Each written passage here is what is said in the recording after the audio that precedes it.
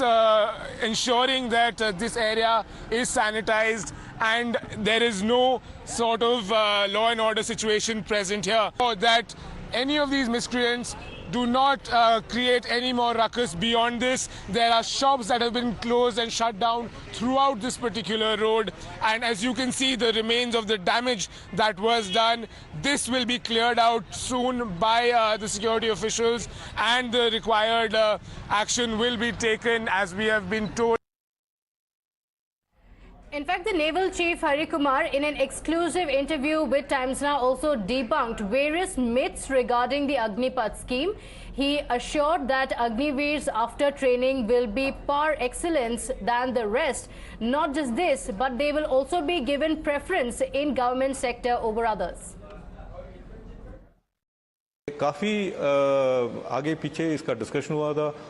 जितने stake holders हैं, service headquarters और ministry of defence, ministry of finance, सब इन्वॉल्व थे इसमें. इश्यूज जो रेस किए थे सर्विस हेडक्वार्टर्स ने, हमने फील्ड फॉर्मेशंस तक फीडबैक मांगा. तो काफ़ी चर्चा होने के बाद हमने ये भी डिस्कस हुआ कि शुड इट बी 50-50 रिटेंशन या 60-40 होना चाहिए. ये सब डिस्कस होने के बाद finally we have arrived at this scheme. So it is not something which is just out of the blue. So it's a very well thought of scheme. The bizarre irony, those who want to serve the nation burning down public property with impunity. Editor-in-Chief Rahul Shivshankar joins you on India Upfront. Thanks indeed, Pratibha. Yes, it's been one of those days, viewers, which hasn't left a pleasant taste in the mouth. Viewers, look at the pictures on your screens. Crores of public property, infrastructure, you and I pay taxes through our noses to help build, burnt to a cinder. Trains, cargo carrying bogies, train stations and state transportation buses torched. Torched. Crores have gone up in smoke. Children, commuters weren't even spared. Police personnel were terrorized. I, for one, refuse to believe that this could have been the work of youth who love their country so much that they're willing to die for it. This level of indiscipline, this level of emotional frailty, this level of callous disregard for fellow citizens is consistent with the actions of anti-nationals, opportunists and anarchists who are just looking for an issue to upend the law and destabilize the nation. This is not about Modi. This is not about issues. This is plainly and simply about exercising a veto. It's a kind of arrogance, viewers. Many people will tell you that a certain section of the establishment that couldn't win an election are today exercising a veto, a street veto. Since 2019, we've seen this lot at work. They rioted against the CAA that was passed by Parliament, no less. Then they even timed their violence to the visit of a former US president to ensure maximum embarrassment for India. We've seen these people clamber like monkeys to supplant India's tricolour atop the Red Fort on Republic Day because they didn't want to. They didn't want to see the 3 farm laws once again passed by Parliament to see the light of day.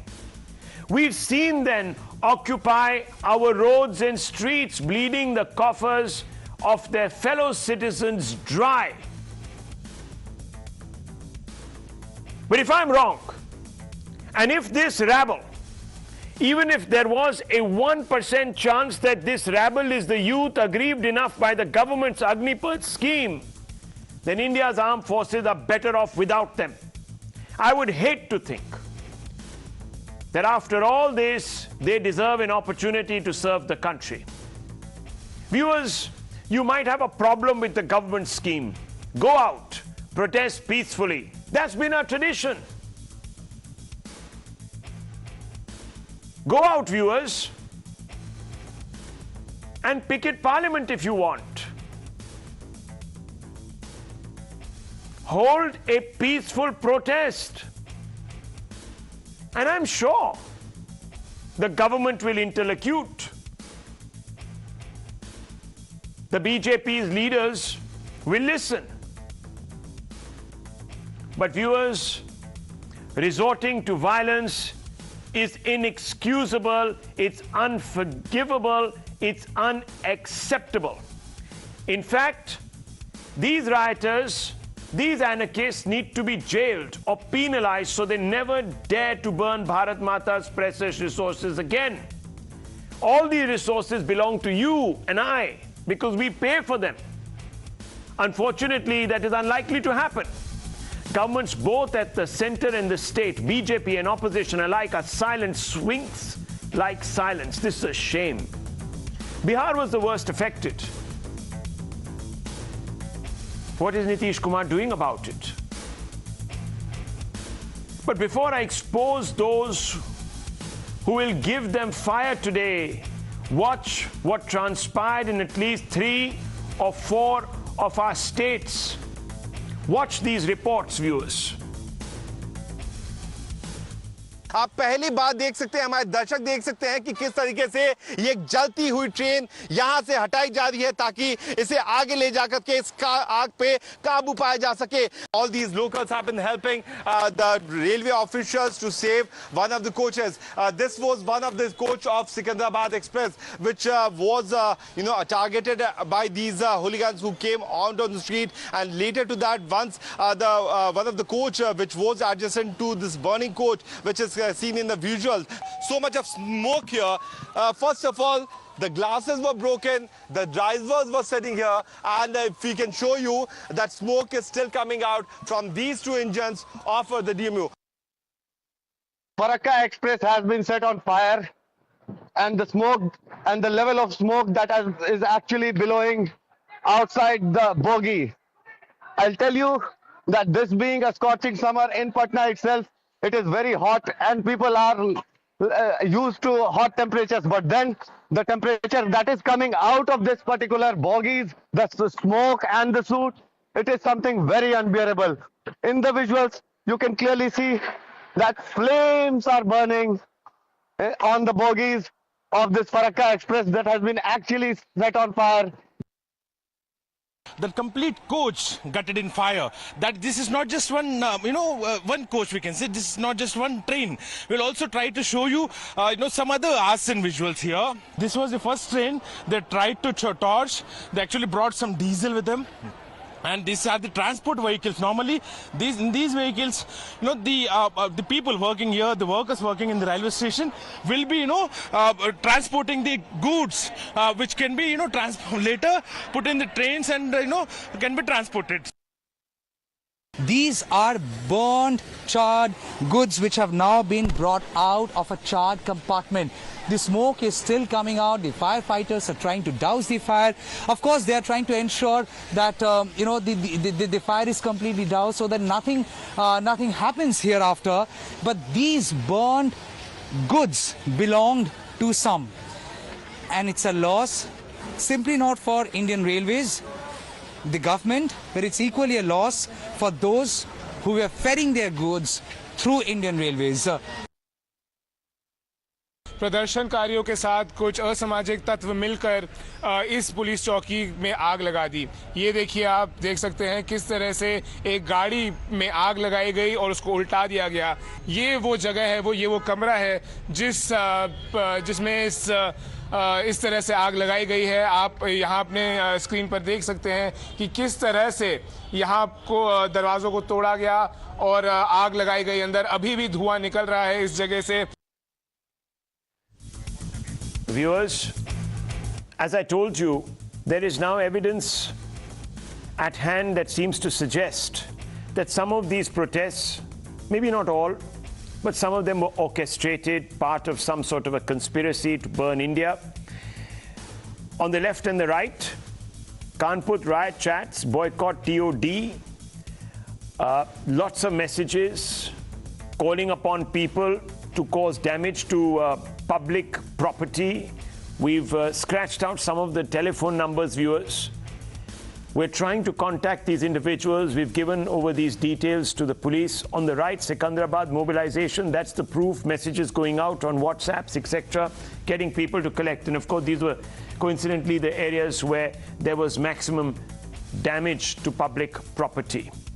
Viewers, talking about damage, the CA protests, just in Meerut alone, cost Meerut 27 lakhs, you and I 27 lakhs. That's the price we paid. 2018 Bhima Koregaon, Maharashtra, 50 crores. 50 crores, that was what transpired. Went on for a few days. 50 crores was the cost, conservative cost. 2017 Dera Sacha Soda, the arrest of Ram Rahim, 126 crores is what this mayhem cost. 2016 the Jat agitation, Haryana, 2,000 crores. 2015 Pattidar, Surat, Gujarat agitation, 16 crores. Very conservative numbers, viewers. CA, we all know, went into the occupation at Shaheen Bagh, went into 350, 400 crores, viewers. Conservative estimates, again. I want to open this up. Colonel Rajesh Singh Rathore with us, Rajyavardhan Singh Rathore with us, Member of Parliament, former Minister, spokesperson, national spokesperson of the BJP, wears many hats, with us this evening. Colonel Rathore, I want to ask you a basic question. First of all, why does the government, the BJP, believe that this could not be the work of those that are Deshbhaks and want to join the forces, serve their country, salute the tricolour, wear the uniform?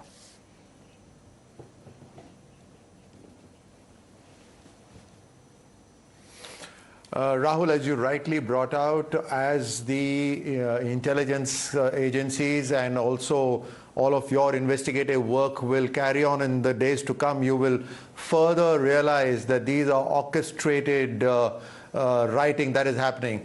Any time that India makes progress, there are people who are going to be very uncomfortable, and they will do their utmost to try and disrupt the move forward of our nation.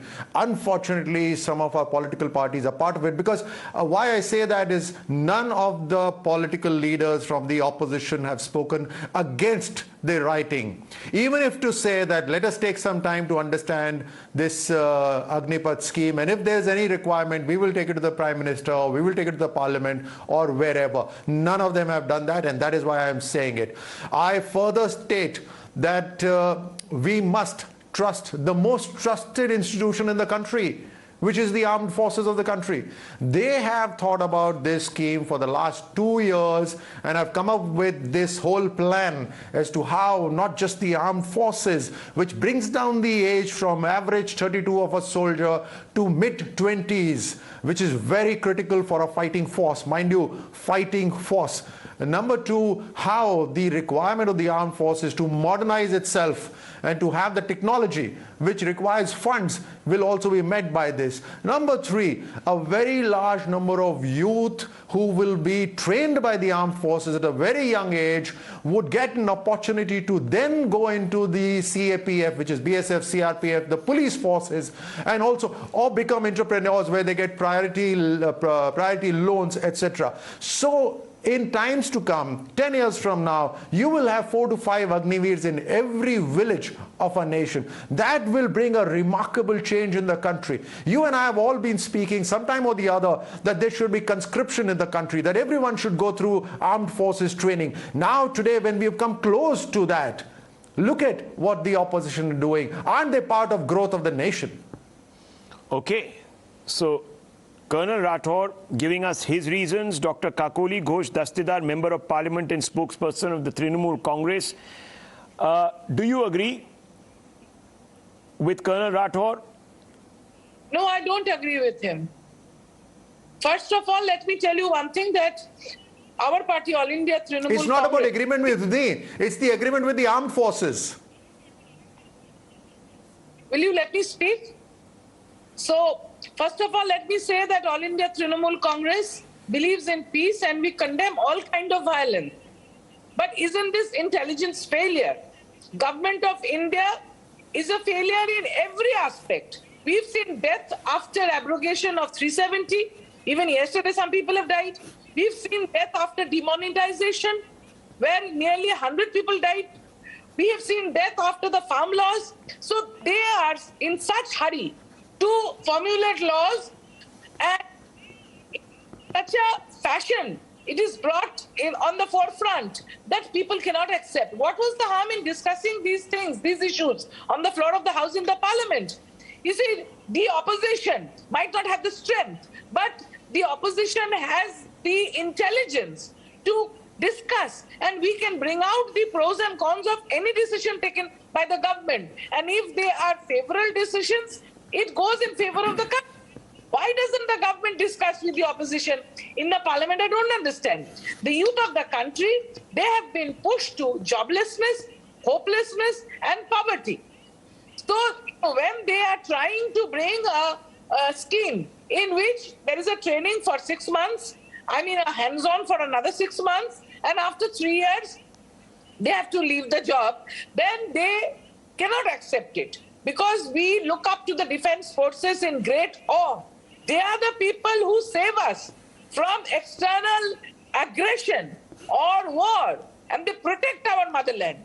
How can they be treated so shabbily that young people are taken into the force for training for 6 months and then they're left at large without giving them proper salary? This is like a contractual job. When they leave after 3 years, after training, they are going to be given only 11.7 lakhs. That is also, that money will be taken from their stipend or salary during those 4 years. This is not the right thing to do. And as far as the CAPF is concerned, Colonel Rathod was talking about the CAPF.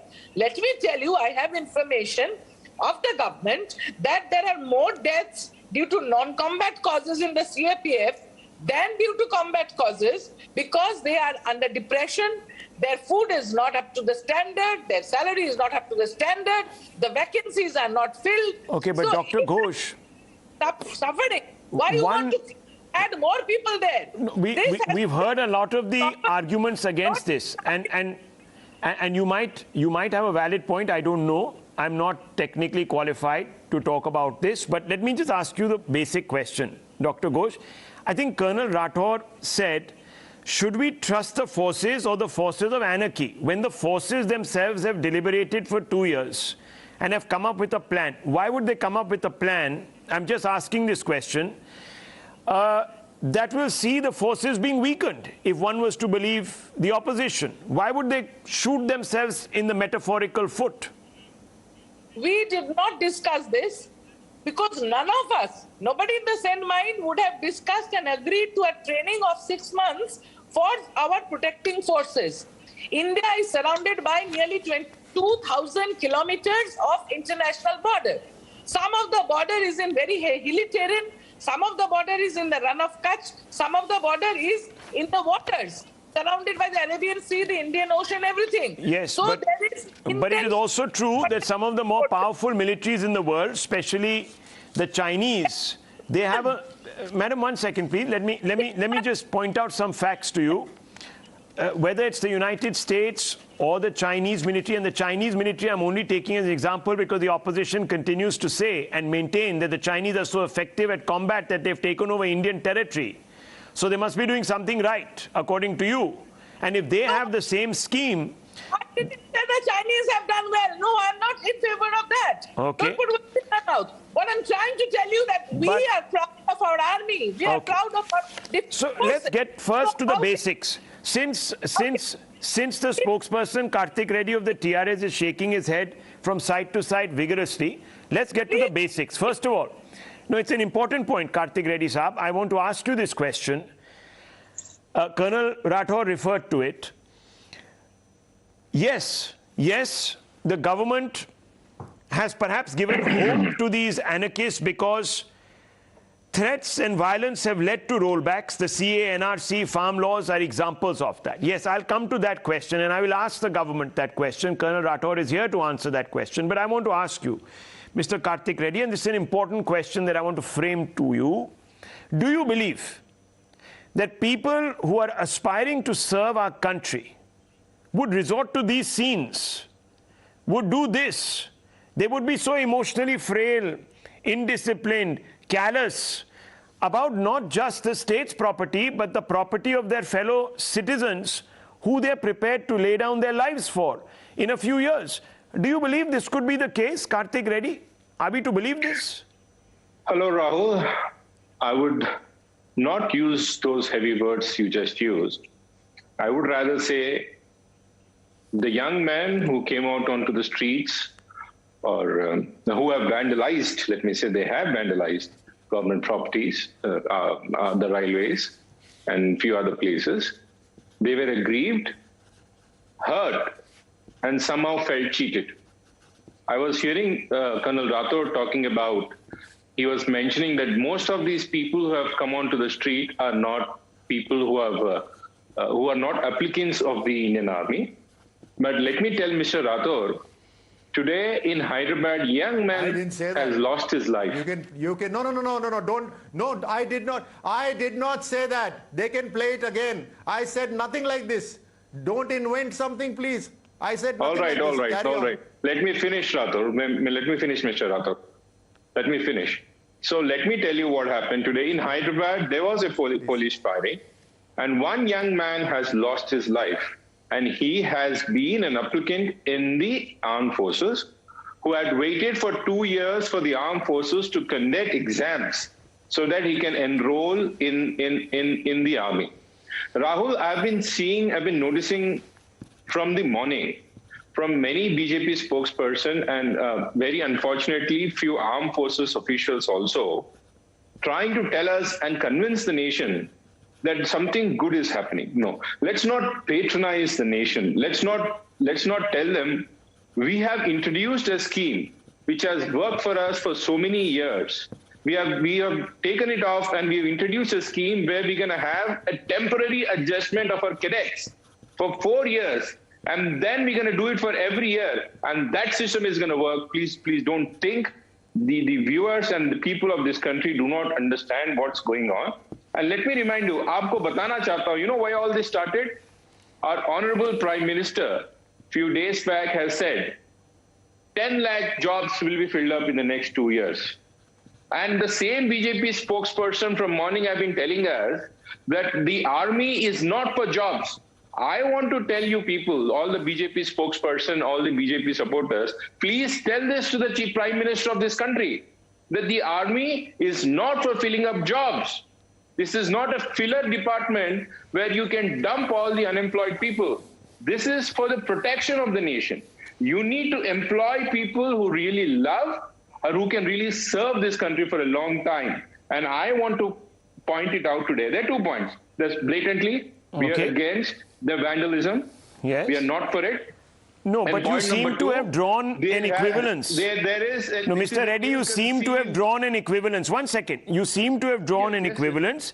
You have said these are young men who have vandalized because they're aggrieved, hurt, they feel cheated. That doesn't make the vandalism okay. I hope you're not suggesting that there should be a causality, because let me tell you, if you go down that road, then in Maharashtra, as you know, against South Indians, the Shiv Sena at one time used violence because they had a problem with outsiders. That doesn't make it okay. I hope you realize that. The DMK and its cadre and its allies recently... No, 1 second. Went out on the street, paraded, etc., and threatened to attack upper castes. I hope that doesn't make it okay. There are certain people in Bihar, and the RJD spokesperson will tell you in the past, that felt so aggrieved because of caste differences that they resorted to violence. I hope that doesn't make it okay. And hijab protesters resorted to violence. I hope you're not condoning violence. That's my fundamental question to you, Mr. Reddy.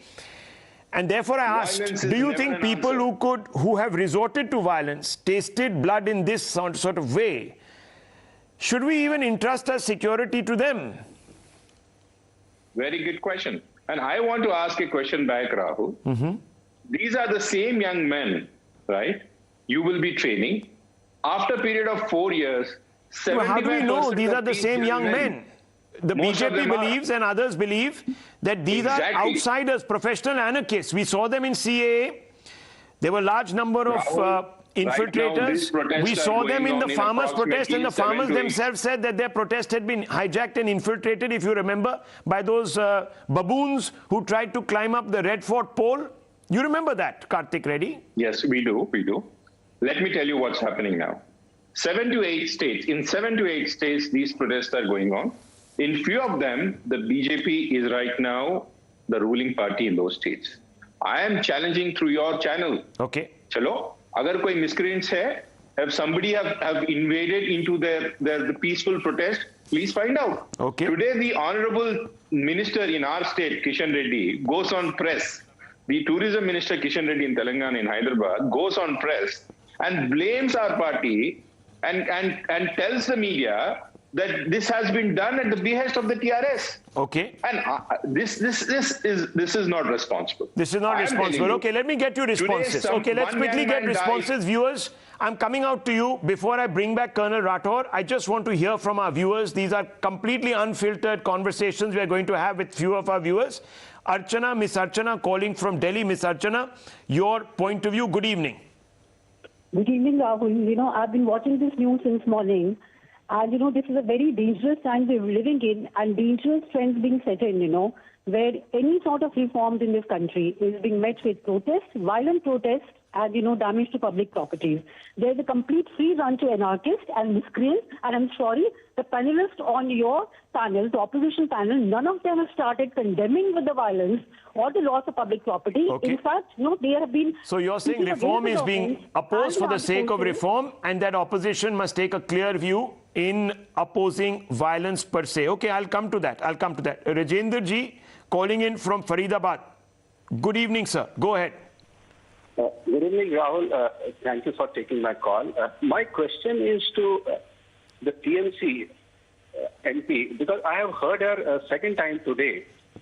She comes in and starts from somewhere which has got nothing to do with what is to be discussed today. But my major worry with such people is that they have not for a second day today, she has never condemned the arson, the riots, the violence. In fact, all the panelists should start with that. What they do, they say something and but. So they try to give a counterbalance to this and somehow justify the arson and violence. Okay, justifying. Okay, OP Swaminathan, Mr. Swaminathan calling in from Bengaluru. Very quickly, sir, good evening. Rahul, good evening. I'm OP Swaminathan from Bangalore. Good evening. You see, there's an event management company which wants to organize protests on whatever protest, and they're all after this. So that is the problem. And next is all these panelists are saying that, oh, these are all disgruntled people. If these are the disgruntled people who want to join the armed forces, I think government should identify these people by the CCTV cameras, take out their Aadhaar card and give it to the government so they are not employed, not only not in army, but in any government position.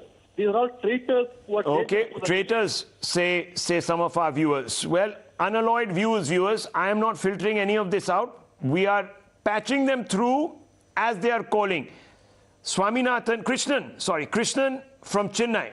Go ahead. Abha Krishnan from Chennai. Go ahead, miss. Yes, good evening, Rahul Shashankar, and good evening to all the panelists.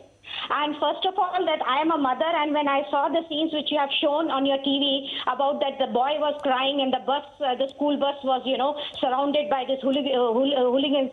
So it's like that.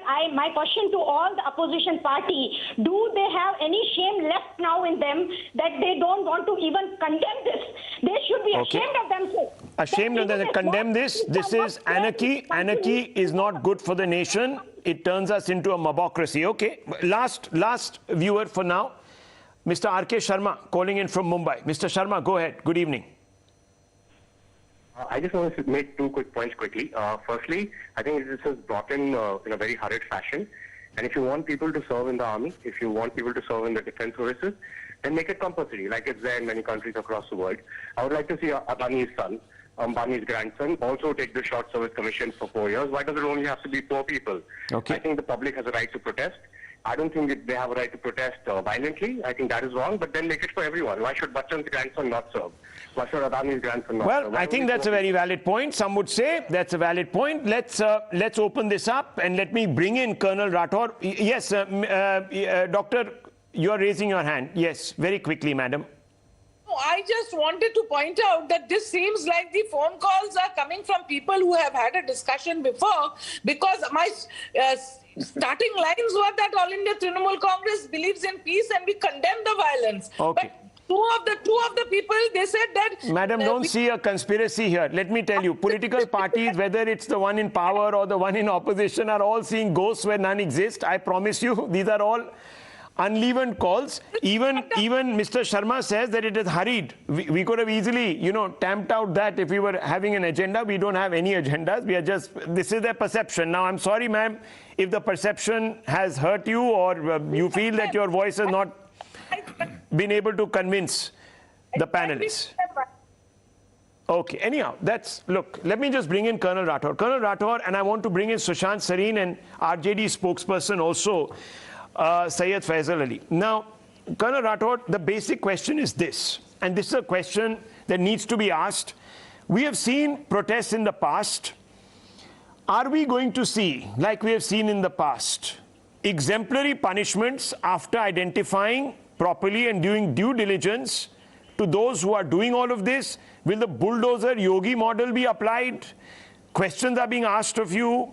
Many people are saying that you're selective when it comes to action, number one. Number two, are we going to see a rollback? We have seen rollbacks in the past, and some people are saying this is what is emboldening anarchists. They say that there is a weakness fundamentally, and if you do enough, you pressurize the Modi government enough, they will pull back. They pull back the 3 farm laws, CAs dead in the water, not been notified the rules.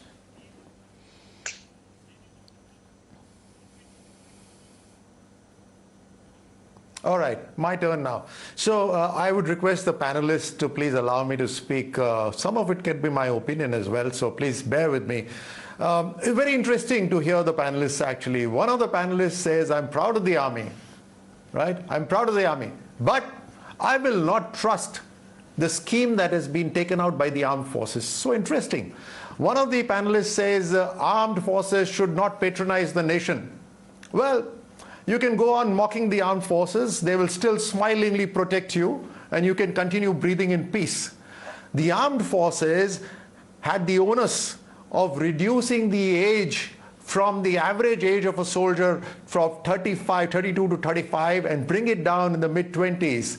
Now, it's very vital. This armed forces is not a decorational force. It is not for marching on the 26th January parade. It is for protecting the nation. It is the sword that cuts through the enemy and is the last wall between you and your enemy, so that you can continue mocking some of you, the very armed forces who protect you. So they had this important onus to reduce the age and make it fighting fit. A 35-year-old or 32-year-old is not old, but he will not risk.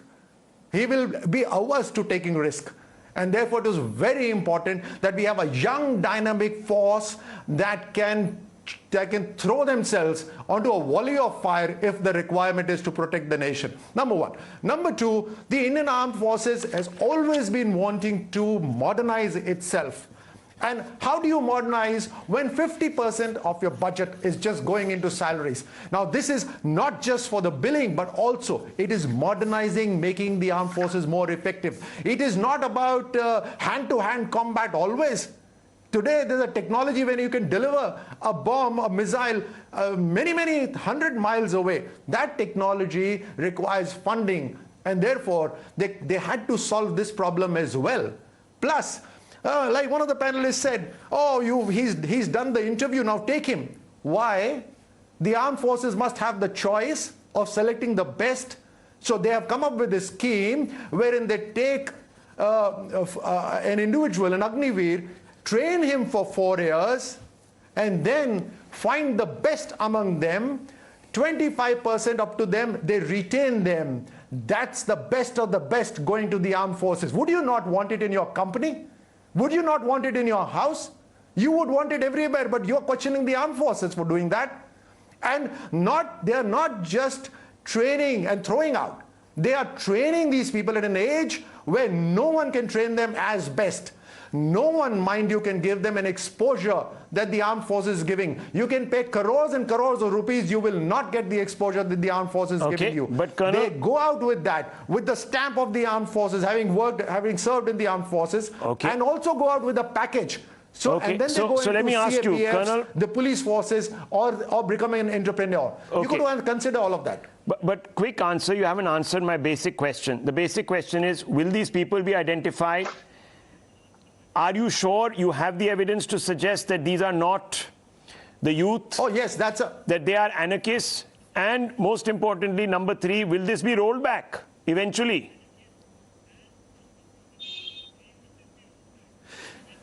So Rahul, the way you are doing your investigative journalism, similarly the agencies are working, and I hope and pray that the law and order, which is under the state, it's a state subject, the states cooperate in identifying these people, and irrespective of who they are, they need to be identified and given an exemplary punishment. And for the youth who are listening to this, please, please, one of the callers, Mr. Swaminathan, he made a very interesting point.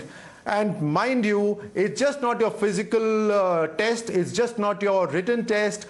You are verified by the police before you join the armed forces. And if you get carried away right now and do anything which is illegal against the law, and your name comes in that, even if you have a career that's great for you, you will not be able to join the armed forces or the CAPF or the police forces at all. So mind you, please keep that in mind. And Rahul, to answer you specifically, this is a scheme by the armed forces of the country. And armed forces of the country is being supported ably by the leadership and by the government of this nation. So in other words, if you roll back, answers it completely. Okay, so if you roll back, then you also go against the armed forces. Okay, that's what I take away from that response. Okay, Sushant Sareen, let me bring you in. You're a very senior and well-known analyst, defense analyst. First of all, do you find anything wrong with this scheme? And number 2, what do you make of these individuals who are hitting the streets? Some of the political parties are saying that they're hitting the streets because they're angry. They have a right to do what they're doing in some senses. Rahul, I'm angry about so many things every day. Do I go out on the street and start burning the whole damn place down? Is there some limit to your anger, or is there no limit to your anger? The Constitution and the law gives you all the right to protest, but you have to protest peacefully. Unfortunately, that red line, and here I accuse every single government, whether state or center, of abdicating its responsibility, its fundamental responsibility to maintain law and order, and allowing these mobs to run amok, to create murder, mayhem, to terrorize people, innocent people, simply because of some imagined or perceptual grievance. It is not as though all the people protesting would have even gotten into the army. Probably 1% or even less would have gotten into. If at all, the guys who are protesting, which I'm seriously doubtful about, most of them is a mob which has been orchestrated. But even if some of those guys were to get into the army, it would only be a fraction. So for all of them to imagine as though some grave injustice has been done is utterly bizarre. It's crazy. So there is absolutely no justification, and frankly speaking, all the politicians sitting on your panel, I hold all of them equally guilty for abdicating their responsibility, including the BJP, which you very correctly said, they brought in the CAA, a very ideal in South Asia, Rahul. I know the kind of persecution which, non-Muslims have to go through in Bangladesh, in Pakistan, especially in Pakistan, and of course in Afghanistan. Now, if you make a provision to give some of those people, and again, there was a problem with the CAA, it had a cut-off limit. But if you gave persecuted minorities the right of citizenship, you pass a bill, you pass a law, and then you don't notify it. How unconscionable is that? Okay. Similarly with the farm laws, 25 years people have discussed it, you come, there's a lobby which comes and you roll it back. So I just hope This is a very necessary reform in the armed forces, and every time, Rahul, you bring in a very sweeping reform, there will be problems in it. I am not saying that this scheme is utterly perfect, it's a God-given scheme. That's certainly not my case. There will be a lot of questions, there will be a lot of unanswered issues which are going to crop up. As you go forward, you will realize that there are certain problems which are coming up, and you will have to fix that. You know, you will have to take certain corrective measures, you will have to make some adjustments, you will have to tweak the scheme. And I see no problem in doing that. For example, one of the things which I have been thinking of is that after 4 years, would it not be nice that you have a separate, you know, maybe a 6-month module or something, where some of these people who are coming out are given further training to go into the civil street. The guys who are not going to be absorbed into the army. Okay, well, perhaps the army will take care of that going forward. Okay, Perhaps the well, government Mr. will Sareen, let me tell you, in the next segment of this show, Colonel Rathore will debate with another military person, Lieutenant General Kamal Dawar, who's a former Deputy Chief Integrated Defence Staff and former DG Defence Intelligence Agency. We will go into the nitty-gritties because not everyone in the force is on the same page. So we're going to try and find out why there are some who oppose either substantively or in part this particular reform. But for that, we'll just have to wait. Viewers, I just want to go across to Syed Faisal Ali, RJD National Spokesperson. Mr. Ali, thank you for being so patient. I want to ask you a question that Colonel Rajyavardhan Singh Rathore has posed. And he says, trust your forces. We are trusting them. What's your problem? Why can't you trust them? Bihar has seen the worst violence. What's the problem, sir? The people who are out there, even if they are, let's assume, aggrieved people, they want to join the same force that they don't trust. Isn't that a little absurd?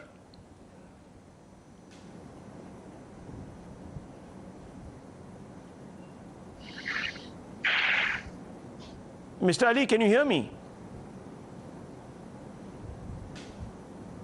I have just heard first part of your question. Yeah, just anyway, answer let that. Me say, trust your forces. I'll start by saying that whatever is whatever is happening, Rahul, we should think in the broader perspective. We must condemn the violence. We must condemn the damage to the government and or public property. But at the same time, what I see, to me, what it appears is the sheer manifestation of frustration and anger of thousands and thousands of unemployed youth across the country. As far as Bihar is concerned, you're asking why it's large-scale violence in Bihar. Because there are two simple reasons. First of all, the unemployment rate in Bihar is roughly 16%, just the double of the national average.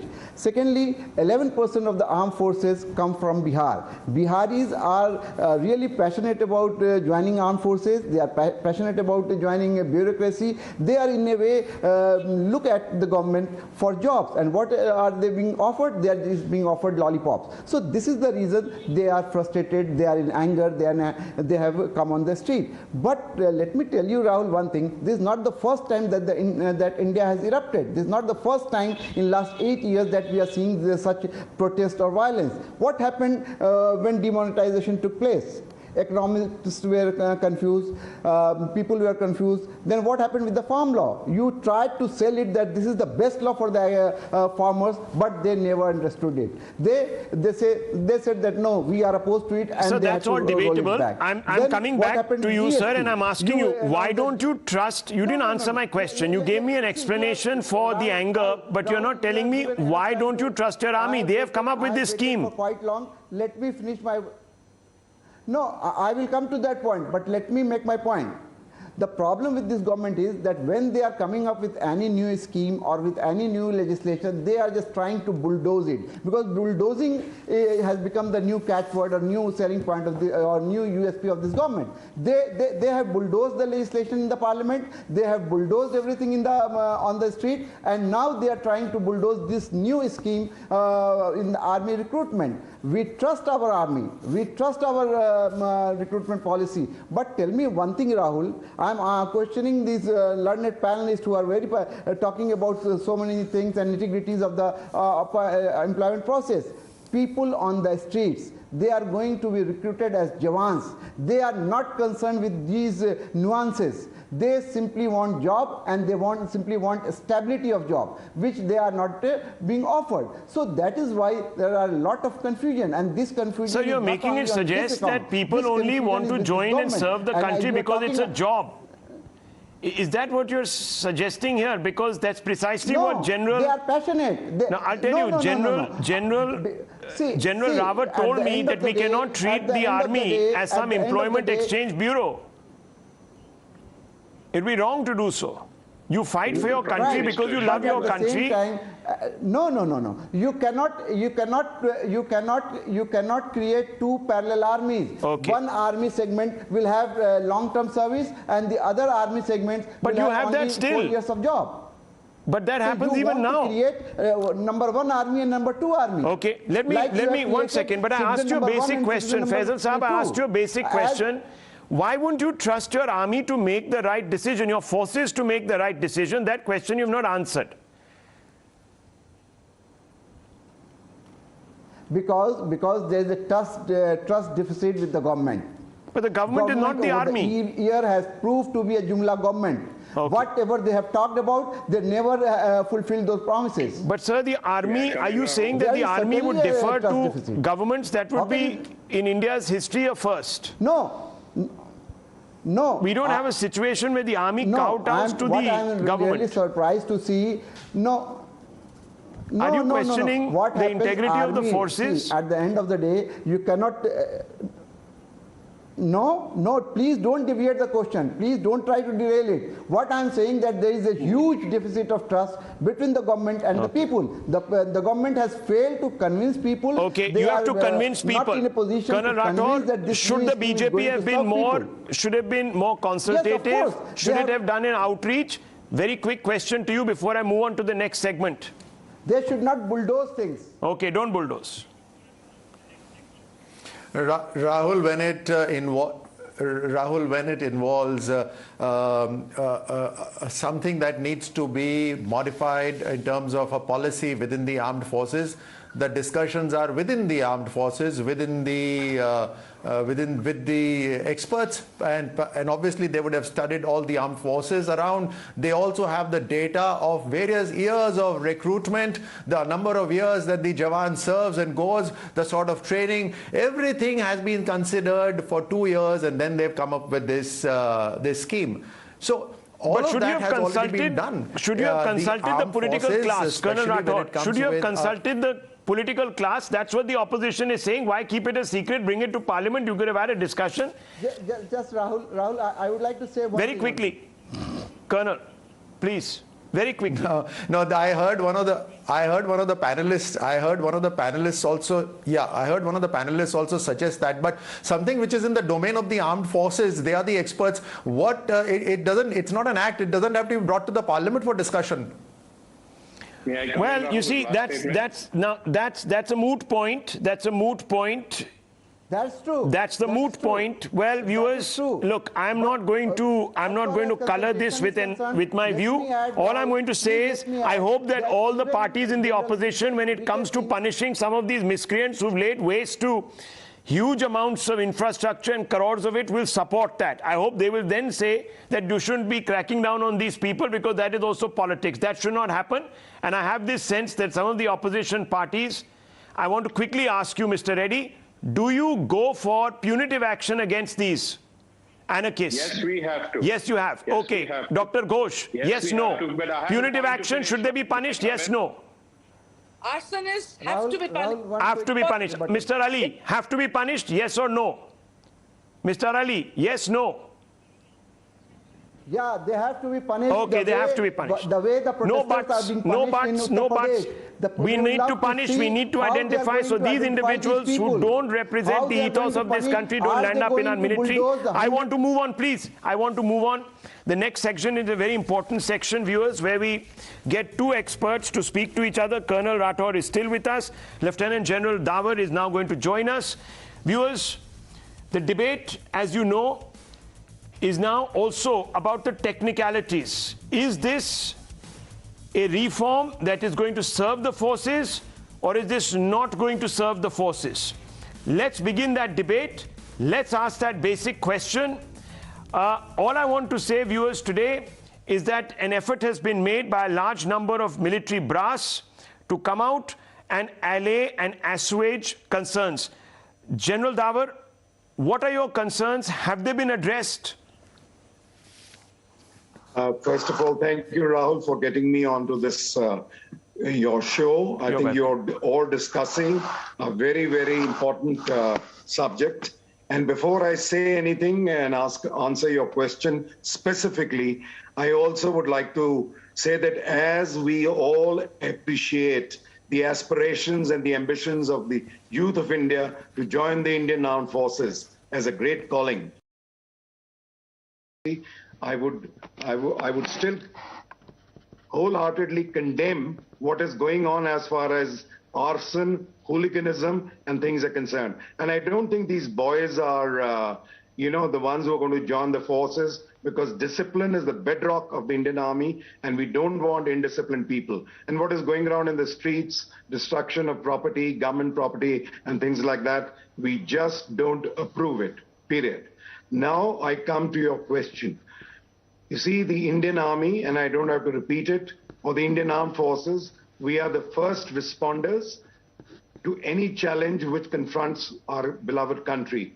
Also, we are the last bastion of the state. Hence, whatever manpower requirements and equipment requirements we have, the fact remains that as far as manpower is concerned, both qualitatively and quantitatively, we have to get the best. And we have been getting the best, let me tell you, to serve the forces and die willingly and ensure the security and honor of the country. So, as far as this step was concerned, perhaps, why do you think the veterans today, a large number of veterans, I'm not saying all, a large number of veterans are today, not in concert with this step. Why? They're not looking for any self-employment. They're not looking for anything themselves, but they love their country. They love their motherland. And they will do so, which includes me very humbly, till our dying day. I've been in 65. So, General Dawar, what are the lacunas? What are the lacunas? Let's talk about them. Yes, okay. The lacuna, the major lacuna, forget about the financial constraints and this, that, and the other, or right-sizing the army. The major lacuna is that 4 years is much too less. You please look at what is 4 years? 6 months gone for training, 6 months gone for annual leave, casual leave, and things like that, and administrative jobs here and there. In 3 years, my dear Editor-in-Chief, it takes you very long, even for the infantry soldier, to learn his basics. It's not just shooting with your rifle. It's your field craft. It's your patrolling. It's your map reading. It's your navigation. And there are 101 small things which make you an effective soldier. And of course, above all, the bond which is to be created. The unit is like your family, at times more than your family. Let me tell you that. And it takes you many, many years. And this short-term tenures, with all due regards, and I will also like to say that I've been part of some defense reforms committees and this, that, and the other. But the point is, you cannot have short tenure soldiers. Okay, can't have short tenure soldiers. Let's get Colonel Rathore to answer on that basic point.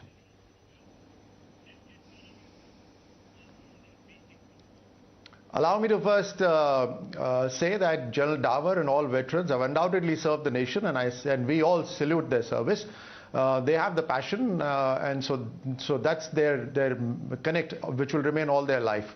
The Short Service Commission has always been there in the armed forces. A very large number of officers come via short service. The minimum service that they give is 5 years.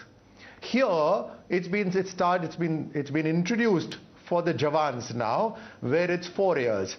I spoke to some of the armed forces serving officers, and they mentioned that it's because of a technicality that they want to keep it 4 years. But 4 years or 5 years, 5 years short service has already existed and General Dawar would have served with those short service officers.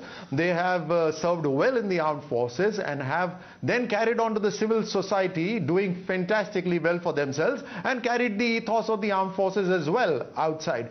So these Jawans or the Agniveers who will come in and serve for 4 years, like I said, I trust the armed forces when they have thought about it to reduce the age of the serving soldier and therefore have these Agniveers trained. And mind you, the armed forces is getting the best of the best, which means it's just not the initial recruitment examination and therefore the person gets a permanent service in the armed forces. But they serve for 4 years and the best of the best are then selected to serve the armed forces ahead. So again, I respect the concerns of the veterans and I salute them for their service, but I trust the contemporary officers, the serving officers today, because the requirement, the conditions have changed. In the changed conditions, the changed requirement, I trust the current armed forces who have come up with this scheme. General Dawar, why shouldn't we trust those that are at the helm today to make the right decision? Totally agreed. Who told you that we don't trust? We not only trust them, we respect them. And we offer all our best wishes, and if I can use the word, blessings of the old timers for our senior hierarchy and all those who are serving. They are the ones who are protecting the country, not me. I can only wish that I could do something. But having said that, we all love. We are a family, my dear. We're like a very, very old family. We respect and love them. But the point is, I'm given to understand, and pardon my, my inputs are all only media based, and that's about all. And what I'm given to understand is that it is actually pruning the defense pensions bill and nothing else. Okay. The rest is all, it's about pruning the defense pensions bill and nothing else. Colonel Rathod, that's hardly the way to go forward to build a strong army. There has to be a better reason. No, undoubtedly, General Dawar, sir, you and all the veterans, I'm sure a large number would be listening there. I've spoken to the serving armed forces senior officers. I've discussed with them. They've briefed me. I'd like to share some of the main points. Yeah. Number one, which I've already mentioned in my talk today, is reduction of the average age of the soldier, which is presently 32 years. Now 32 years is not old, but at 32 you are risk averse. You would not take a risk as much as a youngster would take. That dynamic force of a young man is also required along with the experienced soldier. So one of the reasons was to reduce the age. Now it will come to mid-20s. Number two is a wider choice of selection for Jawans who would continue to serve in the armed forces. Now, having Agniveer serve for 4 years, they will get better options, the best ones who will continue. Then it's also important that the technology that has to come in, for example, you were giving examples of map reading, etc. So the technology that has to come in to deliver the arsenal beyond a line of sight and various other technology has to come in with resources. And armies, armed forces, and you've been part of it, you would have always been asking for upgradation of equipment, but that did not happen at the speed at which it was required. As another aspect is the people, the Agniveers who would go out are of course being paid a large sum, but also trained, and these people would go into CAPF, which is BSF, police, state police, CRPF, and in civil law and order or various other natural disaster situations, the armed forces would 10 years from now would be dealing with extensions of armed forces. People who would have served in the armed forces would be found when they would be serving along with the state police services. Well, viewers, so you've heard two sides. I'm sorry, I'm running out of time. You've heard two sides. I think this has been a very even-tempered debate all through, viewers, and it's important because it's a critical matter. I just hope now, after having talked it up this much and placed so much faith in the army, the government doesn't take a step back, because then that would sort of unspool a whole new conversation. I'll leave it at that, viewers.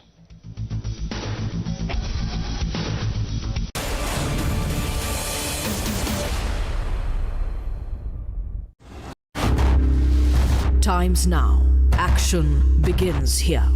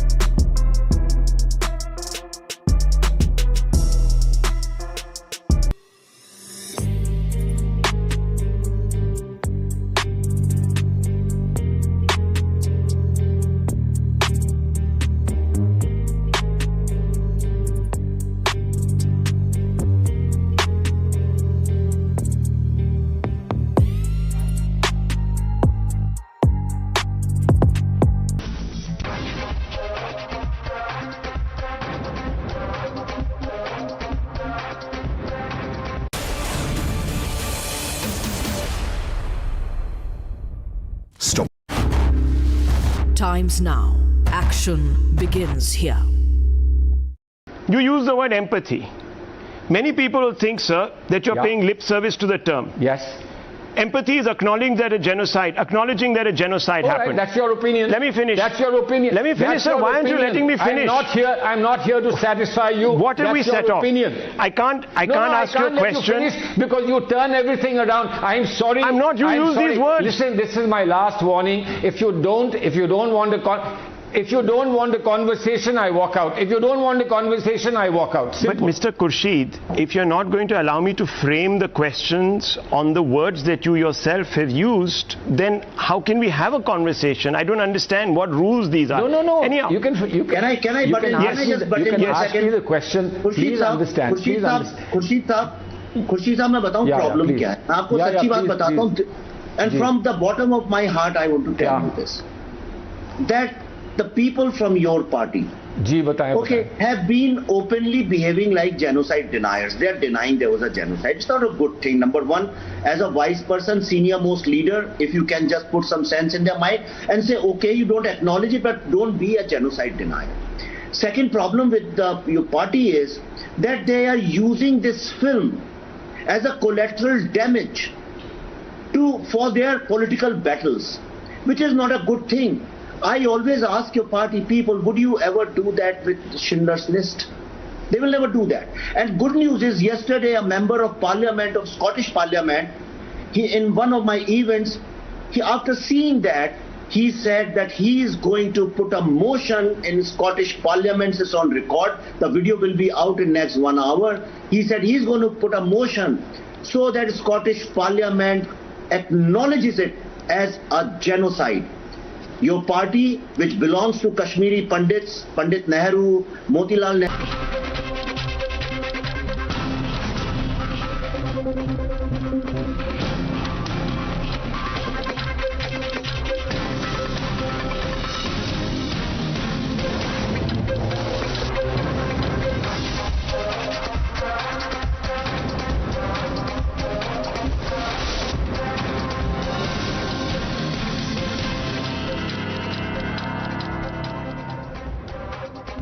Good evening, ladies and gentlemen. We live in a democratic country and registering our protest is a fundamental right every single citizen in this country has.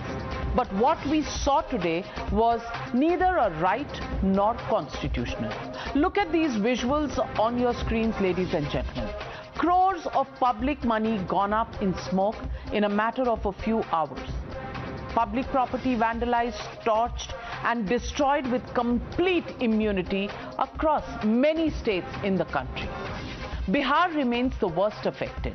Vehicles were set ablaze on the roads and railway tracks. Long-distance trains were set ablaze and ransacked as passengers watched in disbelief the anarchy that was ruling the roost.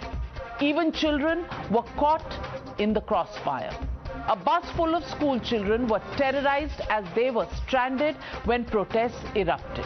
Their innocent faces and cries for help would bring anyone to their knees. But not these protesters. They did not relent. A train station was completely vandalized in Bihar. The ticket counter smashed to pieces and rioters running away after looting about lakhs of rupees. It wasn't just Bihar. In Sikandrabad, the damage to the railway station by this irate mob is already pegged at close to 50 crores. Just imagine the magnitude of the damage to railways as a whole. Apart from the train coaches that were set ablaze, many trains had to be cancelled, over 300 of them, and many had to be rerouted. The causes and inconveniences to passengers and costs money to the exchequer, but clearly these protesters were not interested. But Times Now has been reporting from ground zero amidst all of these dramatic and, mind you, illegal protests that took place. Take a look. आप पहली बात देख सकते हैं, हमारे दर्शक देख सकते हैं कि किस तरीके से ये जलती हुई ट्रेन यहां से हटाई जा रही है ताकि इसे आगे ले जाकर के इस आग पे काबू पाया जा सके. All these locals have been helping the railway officials to save one of the coaches. This was one of the coach of Sikandrabad Express, which was targeted by these hooligans who came out on the street. And later to that, once one of the coach which was adjacent to this burning coach, which is seen in the visuals. So much of smoke here.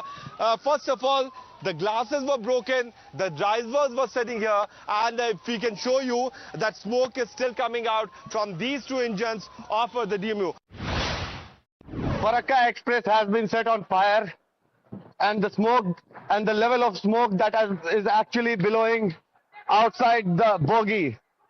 I'll tell you that this being a scorching summer in Patna itself, it is very hot and people are used to hot temperatures, but then the temperature that is coming out of this particular bogies, the smoke and the soot, it is something very unbearable.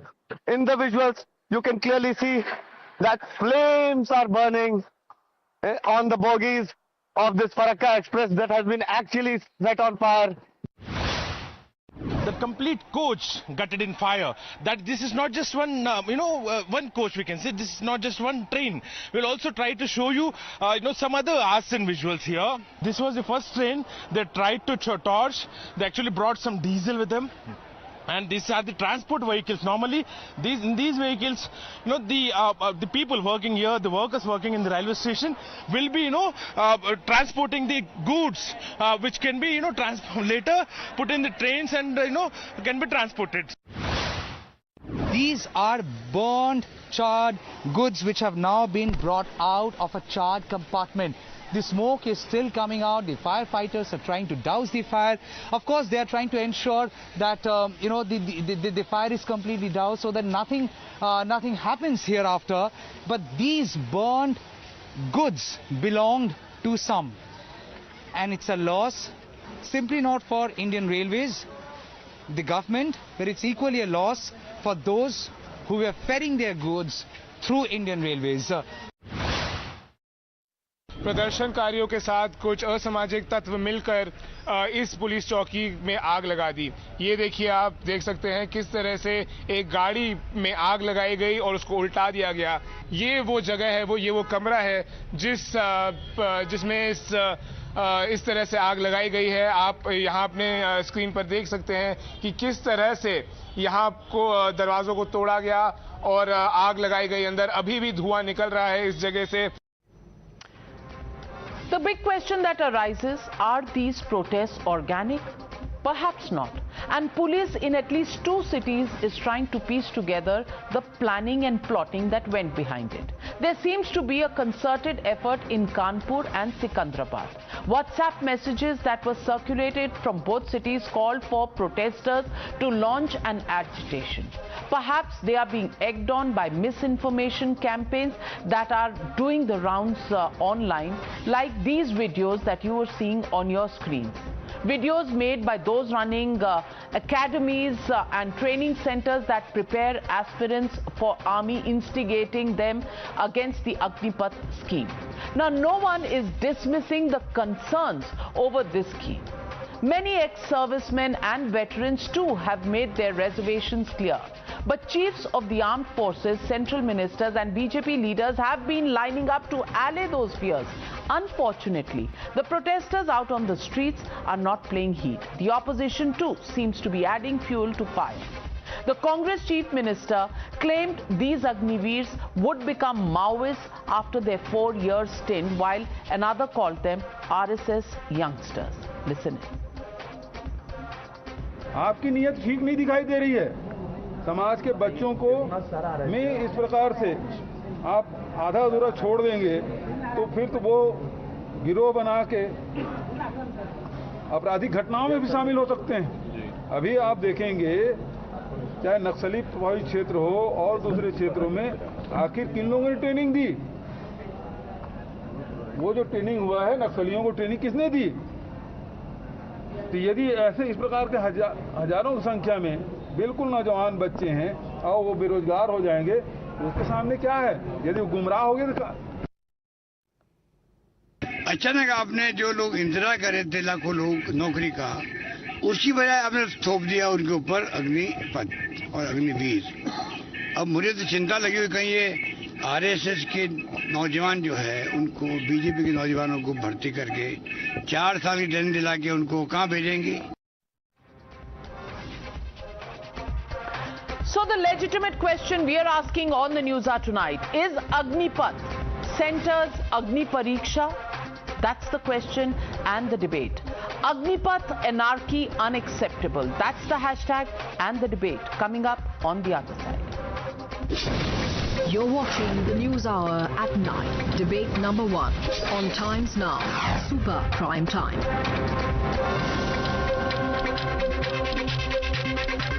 And joining me on the Newshour tonight, GVL Narasimha Rao, Member of Parliament and National Spokesperson of the BJP, Dr. Anand Ranganathan, author, Colonel Dini, Defence Analyst, Dr. Shantanu Sen, Member of Parliament and Spokesperson of the Trinamool Congress, Akshay Marathe, Spokesperson of the Aam Aadmi Party. But my first question goes to Sanjay Jha, author, suspended leader of the Congress party. And Sanjay Jha, I want to ask you, do you agree with Mr. Bhupesh Baghel, who says the biggest problem is that people who come out of the army after 4 years will then begin to train Naxalites in various states like Chhattisgarh? Do you believe and agree Ashok Gehlot, who says these are RSS cadre who are being brought into the army? Are we now going to stoop down to this level? And what about the toolkit that has emerged in 2 cities for now, which is egging on people to go out on the streets? And they're not using the word Virod. They are using the word which says that aapko jaake aakrosh dikhana hai. I want to ask you, is there somebody who's egging these young students on? Well, Navika, in my opinion, having seen not just the visuals over today, but since the entire agitation began, and let me tell you at the very beginning, the violence is reprehensible. We need to condemn it. The destruction of public property or inconveniencing citizens of our own country has to be, repudiated in the strongest possible term. So I'm going to be unambiguous on that score. As far as I think the statements made by both Mr. Baghel and Mr. Gehlot are concerned, exaggerated as they are, I think what they are trying to highlight, however, is the social cost of joblessness. I'll give you an example. In any society, in any economy, when large sections of a young working force population does not have a job, then what you are seeing, these violent manifestations of the last couple of days, which are terribly ugly, they are a consequence of that frustration, that anger, that simmering, kind of discontent with what's going on with their life. And I think that's exactly what they were saying, although they gave it a political rhetoric. I'll just give you 2 data points, Navika, because you got a very eminent panel. Roughly 43% of our working age population, which is an astonishing 900 million. I mean, that is a big demographic dividend story all of us said abroad as to why India is a great country with an absolutely outstanding workforce. But if only 43% have a job, you're basically saying that nearly 500 million young people in the country are either part of some self-employed disguised unemployment, or they are part of some contractual gig economy having no security, and therefore they are extremely vulnerable at the periphery of basic economic needs. And I think that is exactly what is happening. If you look at the Agnipath scheme, there are positives in that. If we were in government, I would possibly believe that we would work on something similar. But the problem here is that the joblessness has accumulated to an alarming level over the last 8 years. And because the BJP has been winning elections relentlessly, I think they have taken the eye off the ball. Thinking that it's okay, we will figure it out. If there is a structural unemployment, it will sort itself out. It doesn't. And I think today, if you have still 5 to 10 million jobs that are required per year, and the Prime Minister after 8 years promises 1 million, and that too in government jobs, it tells you that as a society, and forget politics for a while, we have a huge social problem, not just an economic I understand your concern on jobs, Sanjay Jha, but the army recruitment or the Agniveers and the scheme of Agniveers is not a job guarantee scheme. For that, the Prime Minister announced 10 lakh separate jobs that were going to be given. So, Dr. Anand Ranganathan, I want to ask you, is this something that political parties are deliberately picking on to try and make this out to be the biggest job guarantee scheme that has gone awry? Or do you think, they genuinely don't understand the difference between the Agniveer scheme and the scheme for employment of 10 lakh people that the Prime Minister announced separately?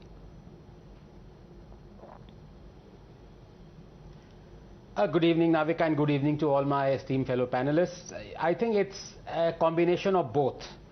The waters are being deliberately, muddied by a lot of people who are taking the discussion towards jobs and joblessness.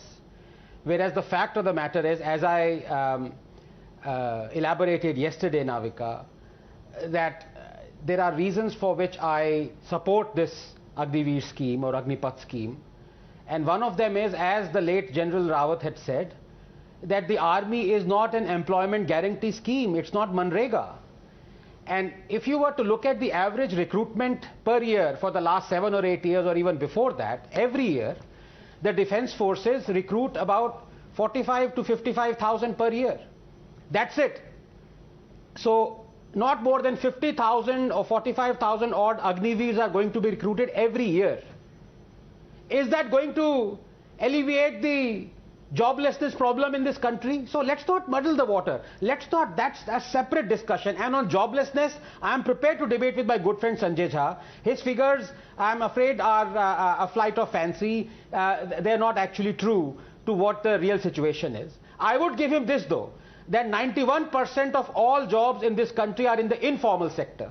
So he's right on that count, that whatever figures the government gives, at best can be through a survey or through their EPFO, which is only for the 9% which is in the formal sector. So joblessness is an issue. But as I said, that's a separate matter, because I want from the Congress or the opposition data, the following data, which is when they were in government, UPA, how many jobs did they create per ready labor force in each of those 10 years that they ruled the government? How many? Unless you have that data, you cannot compare to what NDA is doing with anything. So that's a separate matter. But can I please come, Navika? Can I please have 2 minutes? Because the discussion was something else. The discussion was on this anarchy on display on account of Agnipath. And it is deplorable and totally unacceptable. These anarchists know that while they can get Rahul Gandhi to amplify their cause, what they can never get is the vote.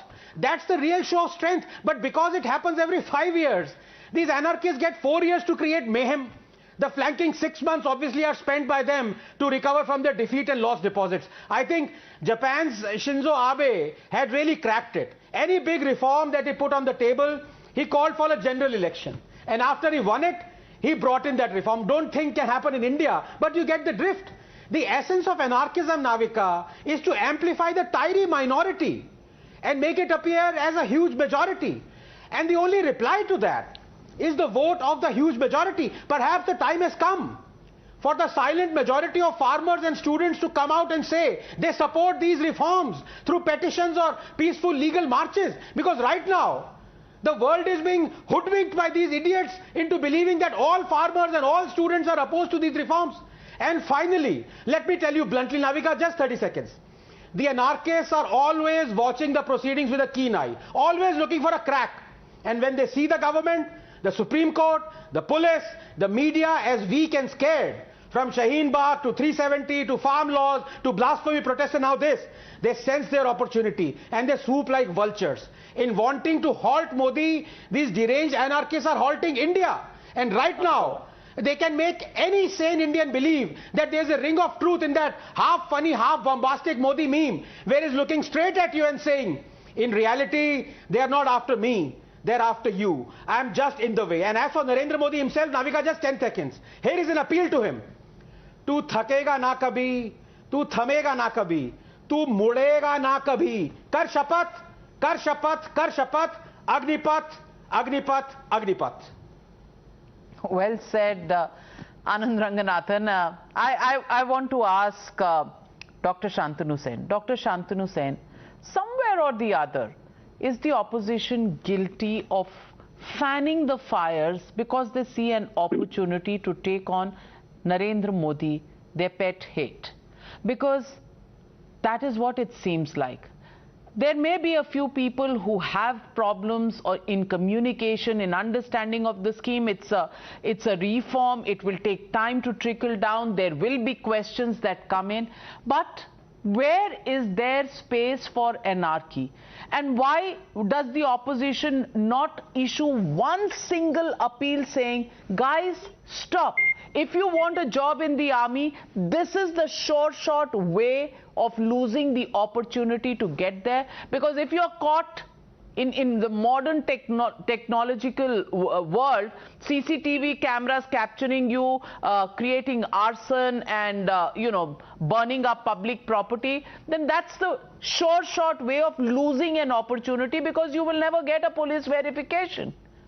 Why can't the opposition come out and say this? Because this is the youth of our country. This is not about Modi versus some other political party. This is about our children, our next generation. Why don't we see that sense of maturity coming in from opposition parties, Dr. Shantanu Sen? And you're a member of parliament. Can we rise above our personal politics and look at the future of the next generation? Navika, first of all, I would like to miss the opportunity to congratulate you for your recent achievements, very recent achievements. Congratulations. Sure, sir. And secondly, also an FIR, not just one, maybe a couple of FIRs from your state coming my way. Thank you. Thank you very much for allowing freedom of expression. And secondly, I hope I won't be interrupted in between till I quickly finish my points. The problem is, our present central government wants us to live in fool's paradise, number one. And the second problem is, they don't even take any lesson from the history. If you go through the history, you will see in 1971 it has been proved that part-time soldiers cannot win the battle. So our government hasn't taken any lesson from the history. And thirdly, 2 consecutive callous events of this government has set our entire country on fire perpetually. And you are talking about the announcement of 10 lakh jobs by Narendra Modi. We still remember the promise of 2 crore jobs per year. Then in last 8 years, it could have been 16 crores. But in reality, per year job giving rate is less than 1 lakh. And now he is giving another lollipop of 10 lakhs of jobs in coming 1.5 years. You tell me, had your child or my child would have been interested to join army, and if he knows that there is no certainty of his job after 4 years, will he take the life risk to save the country? Number one. Number two, normally, I tell you one data provided in Parliament on 10th of December 2021, it said categorically that there is a shortage of army by 1,04,053. Now you tell me, normally a person who is joining army is given a training of 44 months. In this Agnipath scheme, he will be given a training of 26 months only. Now, number one, these half-trained soldiers, they will be sent to the borders to save our life. And secondly, after 4 years, when they will be absolutely jobless, they will be jobless at their young age, at the age of 23, 24, 25. What they will do? Who can give you the guarantee that they won't be using those arms which are supposed to be used to defend us, to protect us against the society, to earn their livelihood? Okay. Who can give you the guarantee? Who can give you the guarantee, madam? And lastly, you tell me, whosoever agitates, one second, madam, whosoever agitates for their greater interest, be it a farmer or be it a job seeking youth, he or she becomes antisocial before the eyes of central government. He or she becomes anti-national before the eyes of the central government. If we none of us suppose this side of violation. But if we say these are anti-socials, as has been said by the BJP leaders, these agitations started from BJP-ruled states, then why so much of anti-social activities are taking place in BJP-ruled states? Well, GVL Narasimha Rao, respond to the volley of charges made by the Trinamool Congress Member of Parliament at you.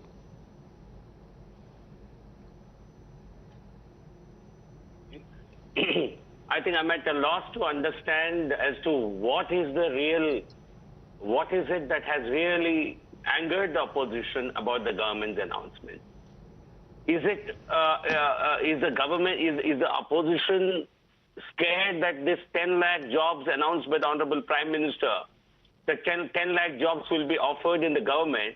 It certainly has opposition parties which have paid only a lip service to filling up jobs.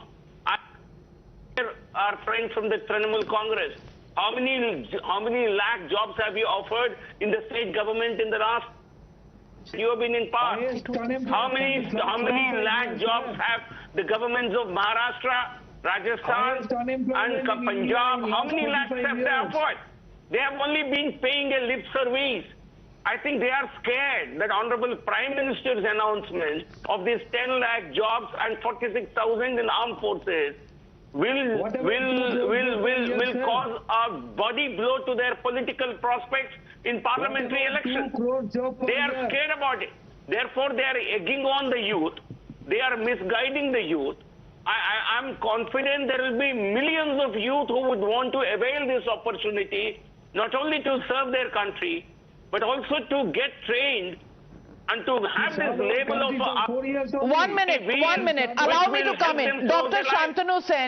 Shantanu Sen, I have a request for you. When one panelist is speaking, let's not interrupt each other, because I'll, be unable to hear something that somebody says, and then you will put another FIR against me, and I will be in the dock because somebody has said something unparliamentary. Please, you're a lawmaker. Please do not accuse me of breaking the law when you're yourself breaking the law, Dr. Shantanu Sen. I urge you, if you want to rebut, I will give you an opportunity to rebut. But if you keep speaking, I can't make out. And if something unparliamentary is said, then please don't have your police running after me. Thank you very much. GVL, please continue. Yeah. Navika, you see, this is a bogey that has been raised by which are trying to egg on the youth because they're scared that the announcements by the government will hit them hard by their political prospects, because they have failed people in their states where they are in power. People, when they were in power for 10 years before they came to power in the central government. So therefore, I think these protests will subside. I will see certainly millions of youth wanting to join the army as an Agniveer, and there may be many. Let me also tell you this.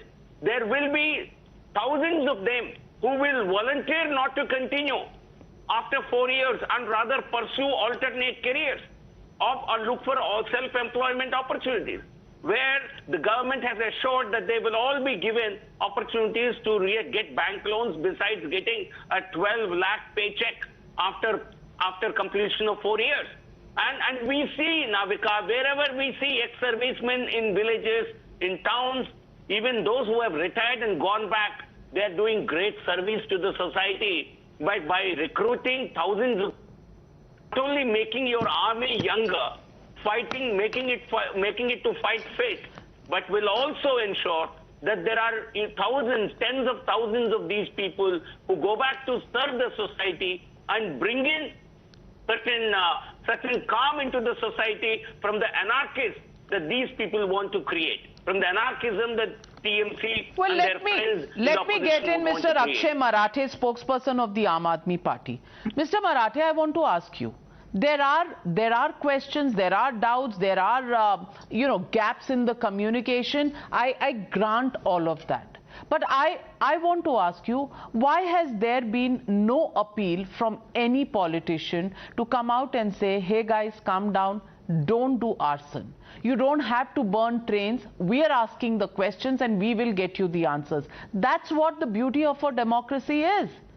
And we are all asking those questions. We are all getting those clarifications. Viewers call in, they send us the questions. The media is doing their job of asking the questions to fill in the gaps. Mr. Marathe, why can't our democracy be mature enough? And why do we have every time a toolkit that emerges? There are people of the training mafia, academy mafia, which are trying to tell people to come out on the streets, Virod mat karo, aap akrosh dikhao, and then we have these WhatsApp groups that begin to say, come out and we must set an example. How do you set an example in this country? By burning our own property? How can these people then, who are egged on by others, want to go into the army, which is the very, very disciplined force where they want to have a career? Navika, I completely agree with you. And as possibly the youngest panelist on your show right now, allow me a few minutes to express my views. I, on behalf of the Aam Aadmi Party, want to actually make the appeal that we should not engage in these kinds of activities. Anybody who is angry about the Agniveer Yojana should not engage in any kind of anti-social activities. This is an appeal that the Aam Aadmi Party is making. I'm making on your show. But what is more unfortunate, Navika, is the pattern of this government's policy making. You remember what happened when the farm laws came out. They said we are going to do this for the farmers, but the farmers were not understanding their farm laws. If the government wants to engage in a serious policy reform, the first step it should be taking is to open a wide consultative process. We are a democracy. It doesn't mean that once in 5 years we vote for our government and then that's it. Then we will do whatever the government wants us to do and we have to sit quietly. That is not a democracy. If the Modi government had been serious about ensuring the smooth implementation of this program, they should have opened a consultative dialogue. They should have asked the youth who have been preparing for. I'm sorry. I'm losing the network with Akshay Marathe. Okay. Are you able to? Are you able to hear now me I can hear you. Yes, please go on. Yeah, the limited point I was making is that I have several friends who have been preparing for the armed forces recruitment for several years now. And they do feel betrayed. There is a genuine sense of betrayal because this was not communicated to them in advance. For the last 2 years, the recruitment was not opened for the armed forces. So now they are feeling that suddenly this has been thrown at them and now they have nowhere to go. I welcome the government's change of the upper limit from 21 to 23, but this is so half-hearted and it's too late. Now there is a trust deficit between the government and the youth of this country. It is up to the government now, not the opposition parties, to break this trust deficit. It is the government's job to now take back the Agnipath Yojana, open a dialogue with the students, open a dialogue with the youth, and explain to them what their intention is. Otherwise, how can you blame them for not understanding the scheme? This is exactly what we saw in the farmer protest also, and it's unfortunate because for 1 year, the BJP spokespersons would come on TV channels and defend it, but then Prime Minister Modi had to roll back the reforms. I'm afraid that something similar is going to happen and Mr. Narasimha Rao will have to come out and say, oh, we are sorry, we have to roll back the Agnipath scheme. I'm afraid that. Okay, so this is all about a rollback. The opposition has tasted blood. It wants a rollback. Hands are going up. Hands are going up on the panel. Dr. Ranganathan, to you first, and then going across to GBL and Sanjay Jha as well. Dr. Ranganathan. Navika, let me make one quick point before Mr. Ranganathan. I respect Mr. Ranganathan. Yes, thanks, Navika. No, Akshay has made... Now, Akshay... Dr. Ranganathan, give me 1 second, please. Sorry, sir. Yeah. All right, please go ahead. Thank you so much. Just because you're younger than I am, I give you this. Thank you so much. Dr. Ranganathan, I was hearing you speak earlier. You were saying that this is not a permanent employment guarantee scheme. And I just want to very respectfully say that you are a senior academic who has a tenured position in a central university. You will have benefits. You will have a lot of government security for your job, and that's very warranted. You are a very important part of our society. But what about the people who are going to serve in the armed forces and going to lay down their lives for us? Don't they deserve the same kind of salary, the same kind of post-retirement pension, the same kind of benefits for a long term for their job security? We want them to give their lives for our country, but we don't want to give them the dignity of their labor. Is this not wrong? Don't you think this is unfortunate? Anand, go on. Okay, can I respond now, Navika? Yes, thank you. So I need 2 minutes. I want to make a suggestion where I want to glean from the excellent points that my good friend Akshay has made. And I also want to be critical of a couple of points he's made. So first of all, Akshay, even though right now I'm at JNU and I can only be sacked, that too after a very protracted battle by the President of India, but the fact is that for 17 years of my life, once I started running my lab in India, I was not in a tenured position. My contract was renewed after 11 months, every 11 months. So, you know, it comes with the territory. You have to accept it. That is what private sector and public sector are. That's a separate matter. Incidentally, when you talk about consultations not happening, for example, you talked about farm laws. Let me remind you that the 3 farm laws were there almost verbatim in the Congress manifesto. Some of them substantially were there in the AAP Punjab manifesto. The consultations went on for 16 years.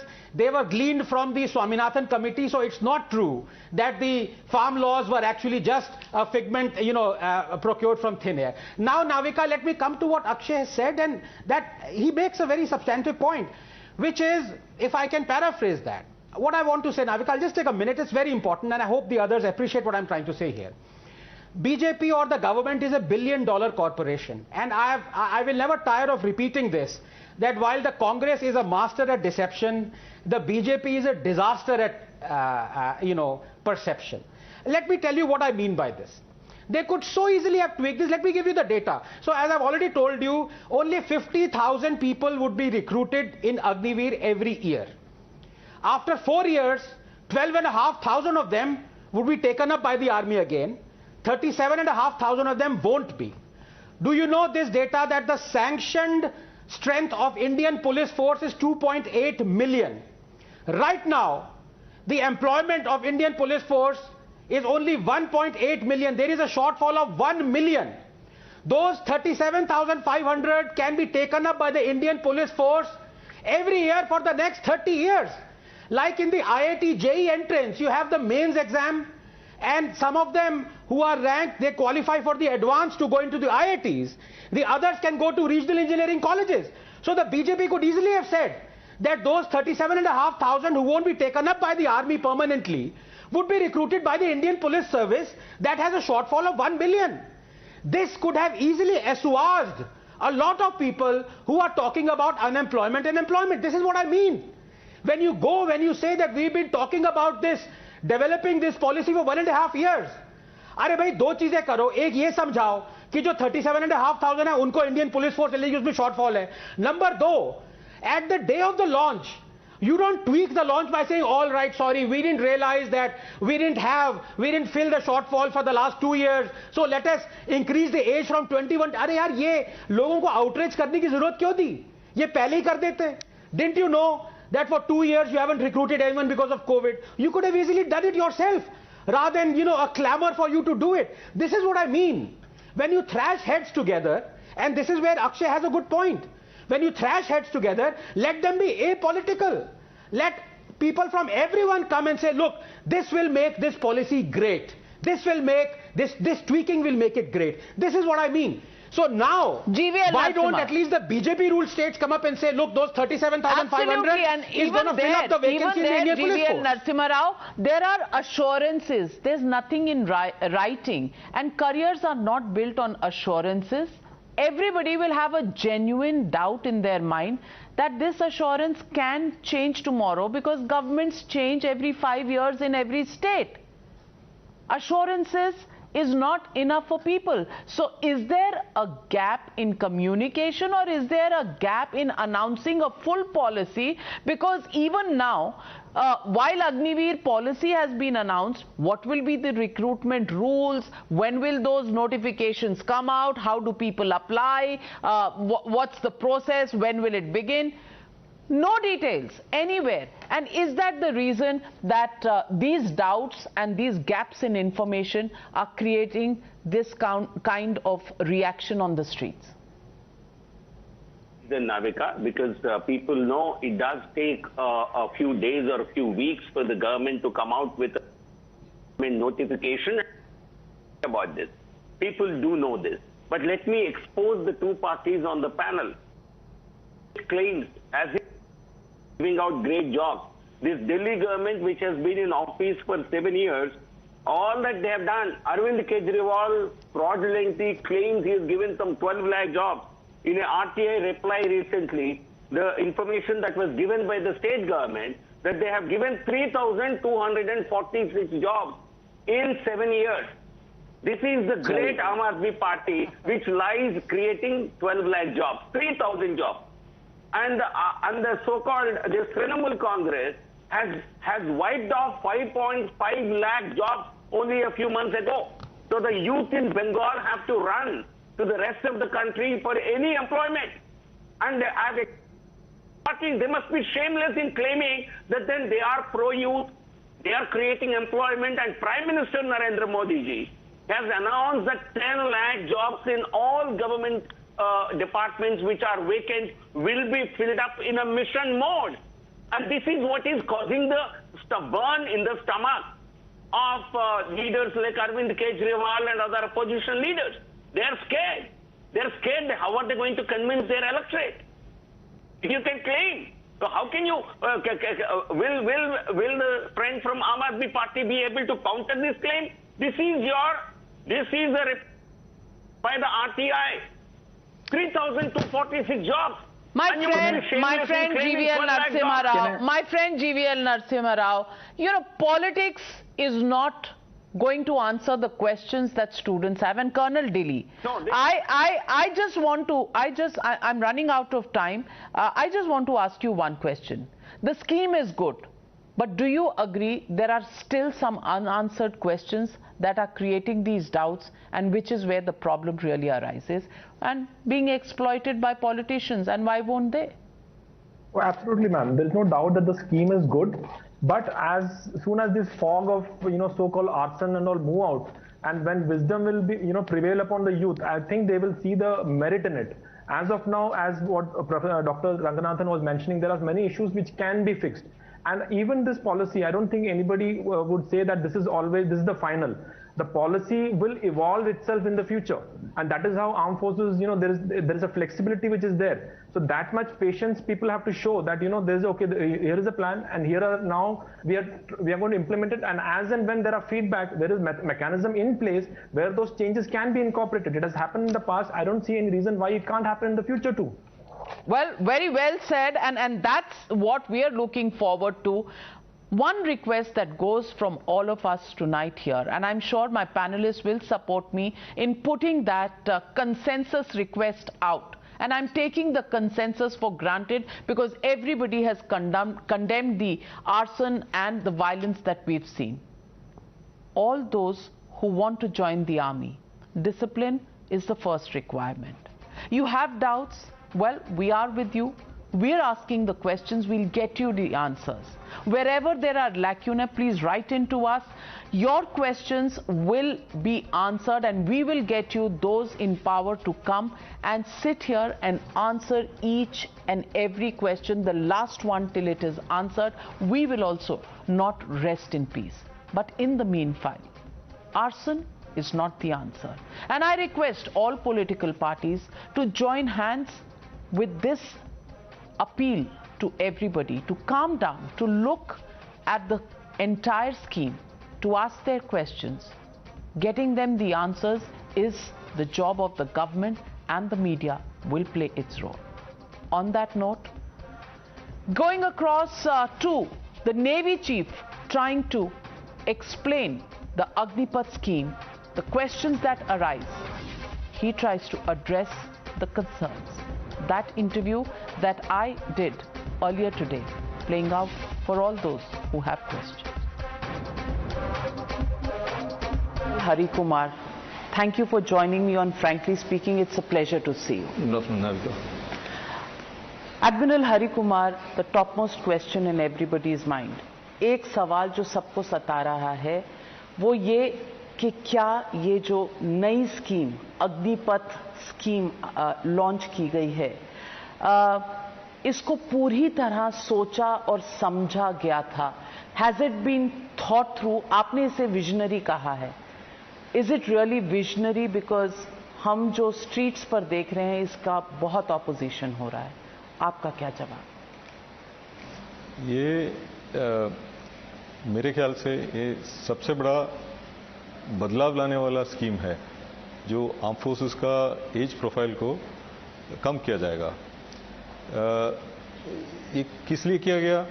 ये अपना हमारा जो Kargil committee report है उसका एक point था कि arm forces का एज प्रोफाइल थोड़ा ज़्यादा है. तो तकरीबन वो करीब 32 साल का एवरेज एज था.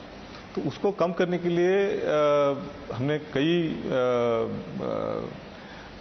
एक्शंस वगैरह एग्जामिन किया.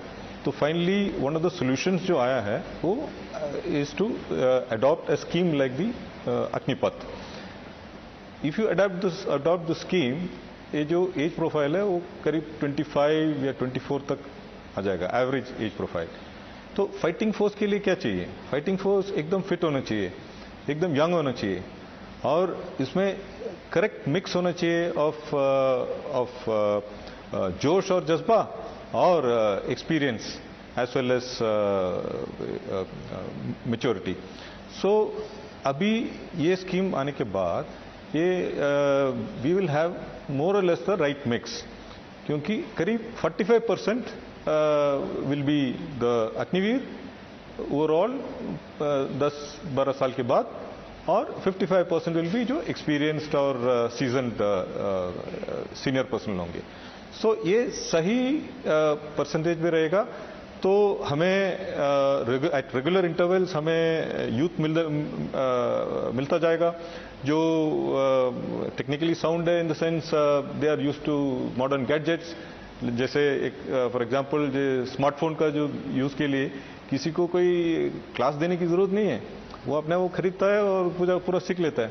सो same way we find that जो मॉडर्न जो यूथ है वो न्यू सर्विस ज्वाइन करके वो ज़्यादा फास्टर अडेप्ट हो जाता है टेक्नोलॉजी के साथ. तो हमें एक टेक्नोलॉजी का टैलेंट पूल भी बढ़ जाएगा. So this scheme many people are saying कि ये जल्दीबाजी में हो गया etcetera, but let me tell you कि मैं इस स्कीम से करीब 2 साल से इन्वॉल्व हूँ. When this scheme was first thought of in 2020 June, now today is almost exactly 20 years. मैं एक इंटरव्यू भी दिया था उस समय एक चैनल में अबाउट द स्कीम, कि उस समय इसकी चर्चा हो रही थी. तो काफ़ी आगे पीछे इसका डिस्कशन हुआ था. जितने स्टेक होल्डर्स हैं, सर्विस हेडक्वार्टर्स और ministry of defence, ministry of finance, सब इन्वॉल्व थे इसमें. और काफ़ी डिस्कशंस हुआ, काफ़ी इसका चर्चा हुई. इश्यूज जो रेज किए थे सर्विस हेडक्वार्टर्स ने, हमने फील्ड फॉर्मेशन तक फीडबैक मांगा. तो काफ़ी चर्चा होने के बाद हमने ये भी डिस्कस हुआ कि शुड इट बी 50-50 रिटेंशन, या 60-40 होना चाहिए, 65-35 होना चाहिए, या 70-30 होना. ये सब डिस्कस होने के बाद finally we have arrived at the scheme. So it is not something which is just taken out of the blue. So it's a very well thought of scheme. It is a scheme which is made in India and made for India. आम तौर पे युवाओं से आ रहा है वो ये कि 4 साल के बाद हमारा क्या होगा. अब कई राज्यों के चीफ मिनिस्टर्स ने कहा है we will give them preference in jobs in the state. But these are assurances, and politically, democratically, you and I know that today there are governments in some states, they may not be there tomorrow. What are these assurances worth if they are not on paper, if they are not really making out good in terms of notification? Also questions coming out, what about CAPFs? They will give preference, but can the recruitment process be via this route into CAPFs after the 4-year period of these Agniveers is over? There is a lot of effort being done by the Government of India. All departments who are stakeholders in this, whether it is Ministry of Education, Ministry of Home, Ministry of Shipping, Ministry of Skill Development, all the ministries have been involved in finding a way ahead for satisfying the youth who will complete the tenure and go out. So various schemes are being looked at. But let me tell you, what does an Agniveer gain, when he comes to the services? Firstly, he should not look at it as a job. It is not a job. We are not an employment generating organization. We are a service. And he has to come for Desh Seva. Okay? And once he comes there, the benefits are tremendous, both tangible and intangible.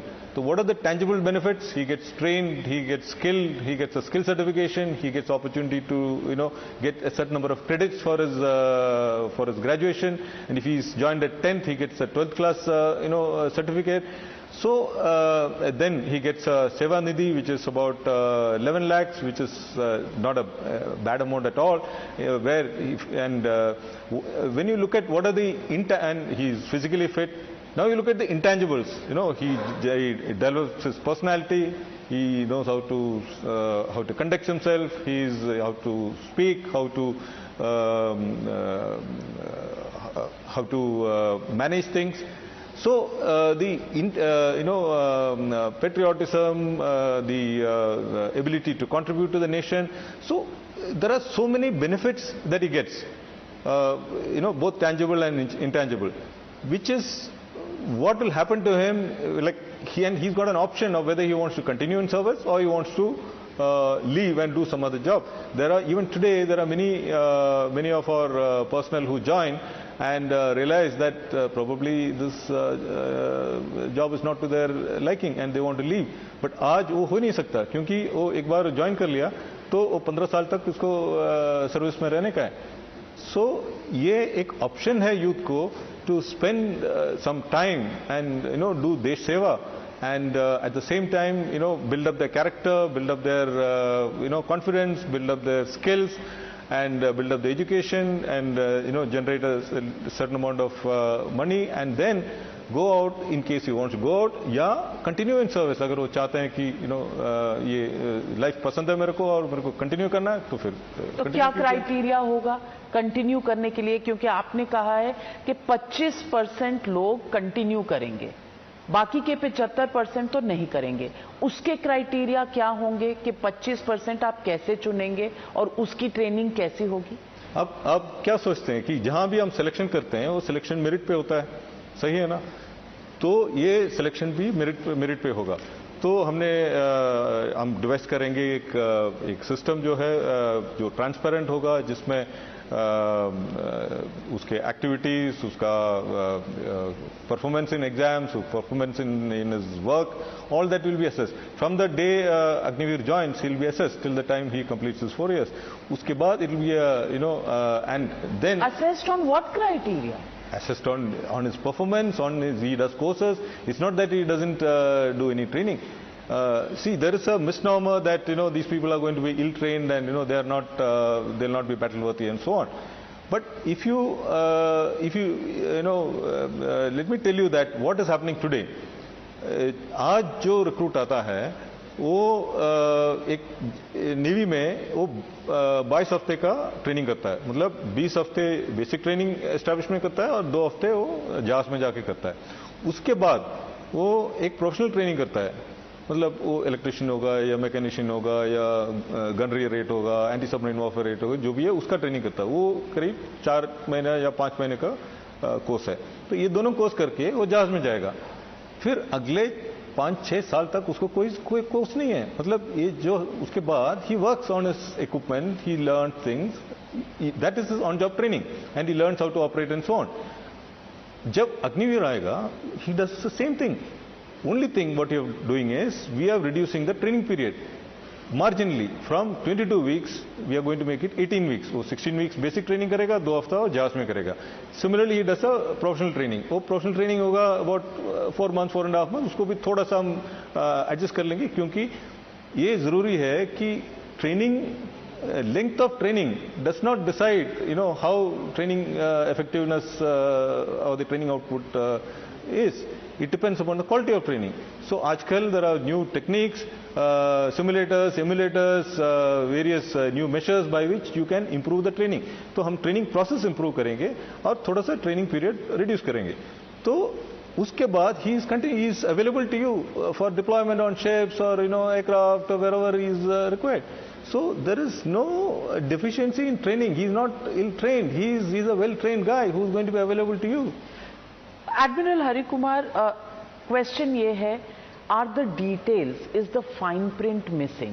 ये इतने doubts जो लोगों के मन में आ रहे हैं, ये क्या कम्युनिकेशन की कमी है या डिटेल्स की कमी है जिसकी वजह से ये डाउट्स हैं और युवा सड़कों पे आ रहे हैं? मेरे ख्याल से कम्युनिकेशन का इश्यू है. Even in the best of organisations communication में प्रॉब्लम है. मैं ये बोल सकता हूँ कि नेवी में एज ए चीफ जब मैं कोई मैसेज देता हूँ मेरे जवानों को, अफसरों को, और यहाँ एक ऑर्गेनाइज सिस्टम है बाय विच जो भी मैसेज है, रिटर्न मैसेज है, वो डिसमिनेट होता है नीचे तक. लेकिन जब मैं फील्ड में जाके इंटरेक्ट करता हूँ और उनसे पूछता हूँ कि आपने ये मैसेज सुना है, तो they draw blank. So even in a well organised military unit, trickling down of information takes time and it may not happen fully. So therefore, in a situation like this, how do we ensure that the communication is good and correct, that there is no misinformation? I request channels like you to make sure that it reaches down to the correctly to the right man. That is your job. Because I'm a woman interviewing the Navy chief, you said right man.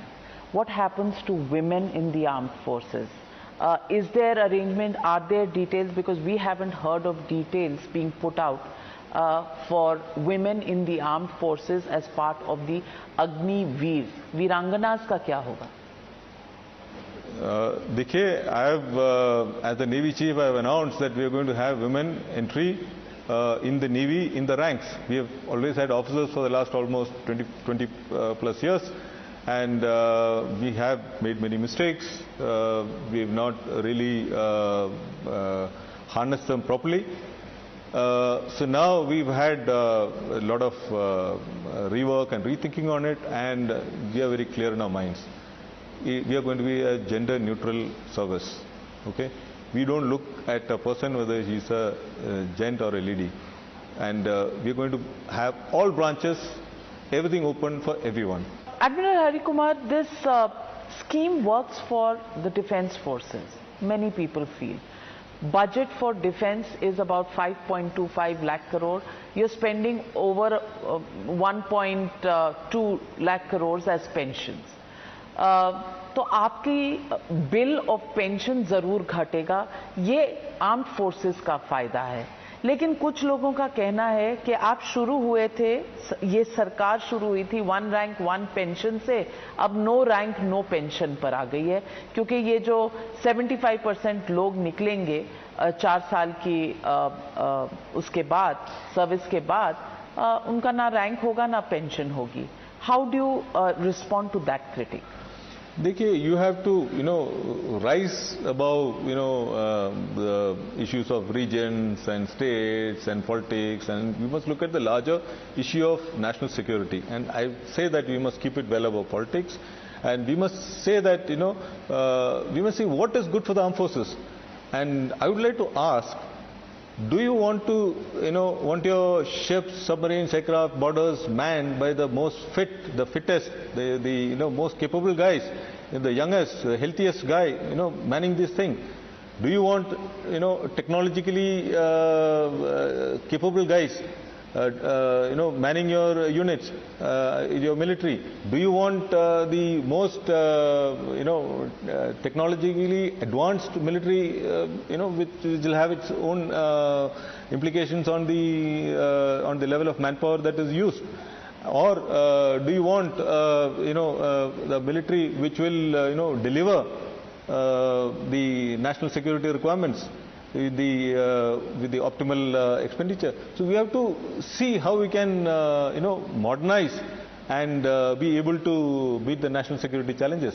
And I don't, if you remember what the Honorable Raksha Mantri had stated during the press briefing 2 days back, he said that we don't look at the armed forces from the prism of financial expenditure. Whatever is required for the modernization of the armed forces and for supporting the armed forces, it's all provided. When does the Navy plan to Navy put looks at November. No, November is the training beginning. When will you put out? It will be straight away, another maybe a week, 10 days, not more than that. तो एक हफ्ते 10 दिन में आपका enrolment के procedures का सब तैयार है हमारे पास, क्योंकि we have been doing recruitment online earlier also, unlike the army and the Air Force and the Navy have been doing online recruitment. So हमें कोई दिक्कत नहीं है. तो we will have everything out. We are just working out some final details, etc. It will be out and thereafter. Admiral Hari Kumar ji, मैं सिर्फ ये पूछना चाहती थी कि अग्निपथ, अग्निवीर, क्या अग्नि को बहुत लिटरली ले लिया है बच्चों ने? नहीं, मैं ये बताता हूं कि Agniveer A stands for aspirational. जो बच्चा है वो एस्पिरेशनल होना चाहिए, है ना. G stands for the next generation, gen next, जो जेन नेक्स्ट यूथ है. N for nationalism, nationalistic ethos, patriotism. I stands for imaginative, industrious. V stands for valor, for vigor of youth, versatility. E stands for empowered, educated. And the second E stands for enhanced employment opportunities for the youth. R, risk-taking ability. The younger he is, the more risk he takes. And S stands for a skilled guy, spirited guy, someone who serves for short duration and skilling for society. So I think Agniveer covers all these aspects. Hand on your heart, are you comfortable with the Agnipath scheme? Absolutely. Well, that's as clear as it gets. Thank you very much, Admiral Hari Kumar, for joining me on Frankly Speaking and for allaying fears of our youth, which are more important to be addressed at this point rather than the political brownie point scoring that's on.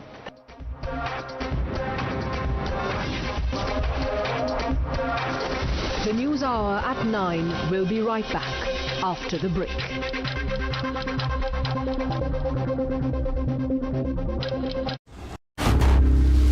Times now.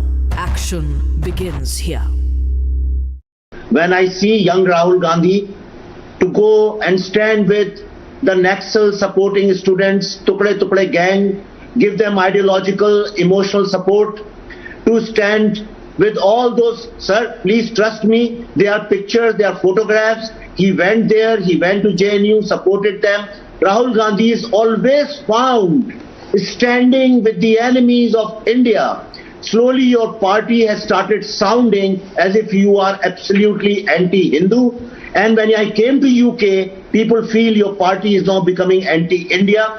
Please don't give me any explanation. Sir, I'm requesting you, don't give me any answer. Just pass on this message to the great grandson of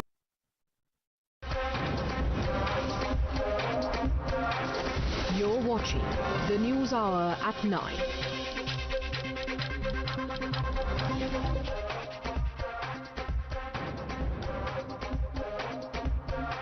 Watching the News Hour at 9. Stay tuned.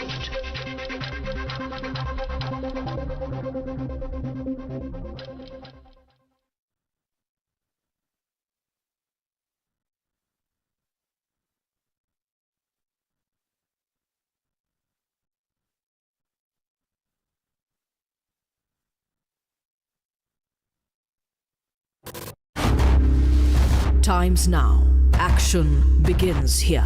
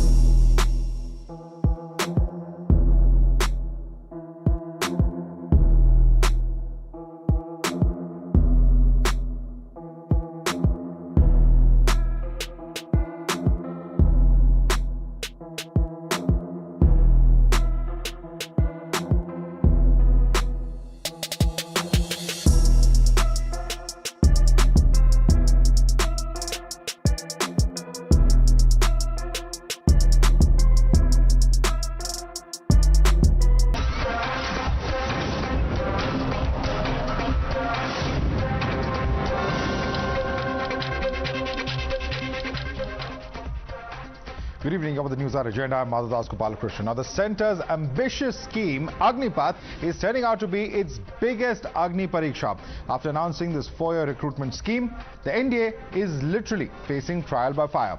Trains have been torched, buses vandalized, and even children terrorized as rampaging protesters shun the Shanti Path in the opposition to Agnipath. Singed by these flames, the cornered centre has rushed in to firefight. Top mantris and generals are espousing its benefits and blaming a campaign of falsehoods for the violence. But on ground, their reassurances have failed to halt the danga. Here's a glimpse of how Bharat is burning.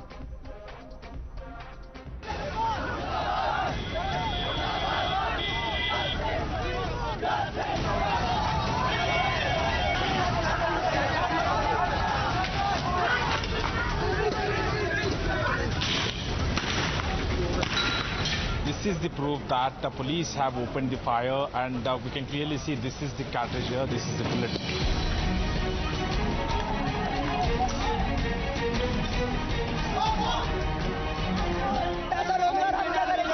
हमें 48 लाख के चोर पे रख रहे हैं। देश के जवान हैं, देश की सेवा करने के लिए जा रहे हैं, बिकने के लिए नहीं जा रहे हम।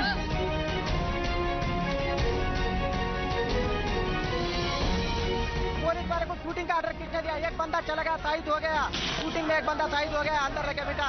हमारे पास कोई उठाए तो हम नहीं उठाने, क्या चूड़िया कौन पहन के रखे?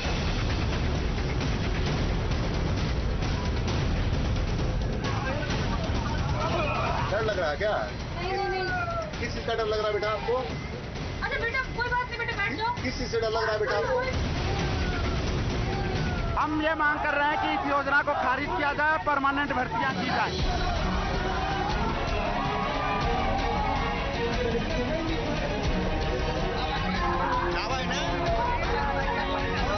They resisted to leave this place. Their plan was to march to the BJP office here, but they resisted. The police, as you can see, is dragging them because they are showing resistance.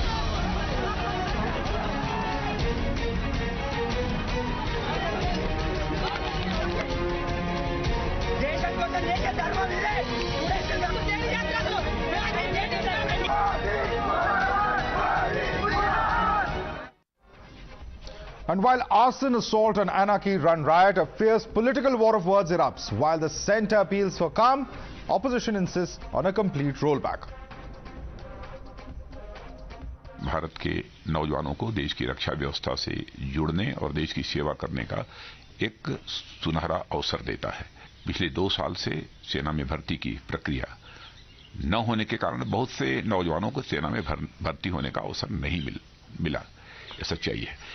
इसलिए युवाओं के भविष्य को ध्यान में रखते हुए और उनके प्रति संवेदनशीलता दिखाते हुए प्रधानमंत्री जी के अनुमोदन पर सरकार ने फैसला किया है कि अग्निवीरों की भर्ती की आयु सीमा को इस बार बढ़ाकर 21 से 23 वर्ष कर दिया। अचानक आपने जो लोग इंतजार कर रहे थे लाखों लोग नौकरी का, उसकी बजाय आपने थोप दिया उनके ऊपर अग्निपथ और अग्निवीर। अब मुझे तो चिंता लगी हुई कहीं ये आरएसएस के नौजवान जो है उनको बीजेपी के नौजवानों को भर्ती करके 4 साल की ट्रेनिंग दिला के उनको कहाँ भेजेंगे? अग्निवीर को समझें, ये बेटर रोजगार देने की व्यवस्था की गई है। ये एक स्किलिंग की अलग व्यवस्था की गई है। तो जो लोग नहीं समझे हैं वो समझने की कोशिश करें। और जहां आंदोलन हुआ है वहां पहचाने कि गैर विद्यार्थी को, मैं तो कह दिया कि वहां आरजेडी के गुंडे करा रहे हैं। मैं तो यही अपील करूंगा, ये जो कानून उन्होंने अग्निपथ वाला बनाया है इसको वापस लें। हाँ, हमारे लड़के फौज में जाना चाहते हैं, उनकी देशभक्ति की कदर करें और उनको जब तक वो देश की रक्षा करने के सक्षम हैं तब तक उनको काम करना। So is holding India hostage the new template for protests in India? Watch how in the past India has been forced to roll back reform in the face of dharna. Now this is in March 2016 where there was a proposal to tax the Provident Fund. This was announced in the budget but withdrawn after protests. Now in December 2019, the Parliament passed the CAA. However, it's yet to be notified over 2 years after this notification. MHA is yet to in fact frame the rules. In 2019, NRC was announced, however, it's on the back burner. No decision yet on the National Register of Indian Citizens. In February 2020, it was the SC/ST atrocities amendment that was withdrawn by the NDA. The NDA had earlier tried to scrap the provision for anticipatory bail. After pan-India protests, it has removed the amendment. On the 19th of November 2021, farm laws were repealed. This repeal comes after a year-long farmer protest, particularly on the borders of the national capital. You're watching the News Hour at 10, debate number 1 on Times Now, Super Prime Time. All right, and our panel is with us. Before I introduce my guests, I will request all of you today to please not speak over each other. We have adequate time. I'm going to come to each and every one of you multiple times today. So my request to each and every one of you is to not interrupt each other. You will all be given adequate time to speak. We have with us Sanju Verma, National Spokesperson of the BJP. Colonel DPK Pillai, retired, is a defense expert with us. Ghanshyam Tiwari is a National Spokesperson of the Samajwadi Party. Saket Gokhale is National Spokesperson of the TMC. Abdul Basit is the General Secretary and Spokesperson of the RJD. And Ashutosh Mishra is the senior journalist joining us on this broadcast. Let me begin with Ghanshyam Tiwari. Ghanshyam Tiwari, before I get into the entire debate around reforms, its requirements, so on and so forth, what's happening on ground? You know, those shocking pictures of arson, of public property being destroyed on such a huge scale, terrorized children, people at large facing inconvenience because of these protests. The question is that one can protest, of course, in a democracy. There's no two ways about it. But is this the only way that one can make the voice heard? Good evening, madam, to you, my fellow co-panelists and the viewers. It is sad to see this kind of protest where youth in India not only face a bleak future, misled by Modi government and misled by the Prime Minister himself, but are so frustrated that they have to take to street for this government to listen. And yet this government, which does not consult youth, in 8 years, starting from a fake and false promise of 2 crore jobs every year, to fake and false propaganda around Mudra that how it will create jobs, to the complete forced lockdown that destabilized the informal economy, has not given the youth of the country any bridge of trust to believe that the government wants to offer them a future of dignity based on their education. If you look at army recruitment itself, the recruitment meets are down from nearly 100 that used to happen every year to 4 or 5 that happened last year. And this further, if you couple with the drop in railway jobs, the continued protest that applicants for railways had to have, it is clear that this government has no agenda for giving jobs to the youth of the country. Okay. As a result, however sad it might be, but the youth of this country are expressing their distrust and complete dissatisfaction. Okay, you made your point. You made your point on jobs. I'm going to put that question to Sanju Verma. Sanju Verma, point being made. First point being made here by Ghanshyam Tiwari is that this is squarely at the doorstep of the government, because the government had promised something in terms of delivery as far as jobs are concerned. We are way below target, and that is clearly why this anger and frustration has been building up over a period of time, and it has now manifested in this reform measure that the army has and the defense ministry has announced. Your response to that? You know, Madhav, first and foremost, I am appalled, but I'm not surprised that every key voice from the opposition, rather than unconditionally and unequivocally condemning violence, arson, looting, setting of trains ablaze, guy in Warangal lost his life, rather than unequivocally condemning violence, India forces are actually trying to rationalize it and trying to find reasons why train bogies should be set fire, why women and young children should be put in the way of harm, why public property should be vandalized and destroyed. But like I said, जनता जनार्दन सब जानती है, सब समझती है, इसीलिए Samajwadi party की इतनी भरपूर कोशिश के बाद उनको दोबारा हार नसीब हुई. Now coming to the question that you put forward to me, I think the biggest narrative, and a fake one at that, which has been peddled by the opposition time and again in the last 8 years, is that there have not been enough number of jobs created. I was there with Ghanshyam Tiwari yesterday at 9 p.m. on your channel, and I will repeat the data again now for the benefit of your audience. If you look at the EPFO data, which captures the formal employment that is taking place every month, between 13 to 15 lakh new subscribers join the EPFO. Assuming an average of 13 lakh people joining EPFO every month, it means that 1.56 crore people got formal employment in a given year. And if you extrapolate that data, it basically means in the last 8 years, and I say this with tremendous confidence, in the last 8 years, under the EPFO alone, okay, subscribers have 12.48 crore. Listen to that number very carefully. 12.48 crore net new subscribers under the EPFO, which means huge amount of formal employment generated. Okay. And I will just take 10 seconds to say, okay, give you one more relevant data, 10 seconds, Madhav. Quickly make your point. You know, yes, 34.42 crore people. Please go and check this on the Mudra Yojana website. Okay. The government has spoken about Mudra. 34.42 crore people have got Mudra loans to the tune overall of 19 lakh crore. The government has spoken about this. But Sanju Verma, my question is simple.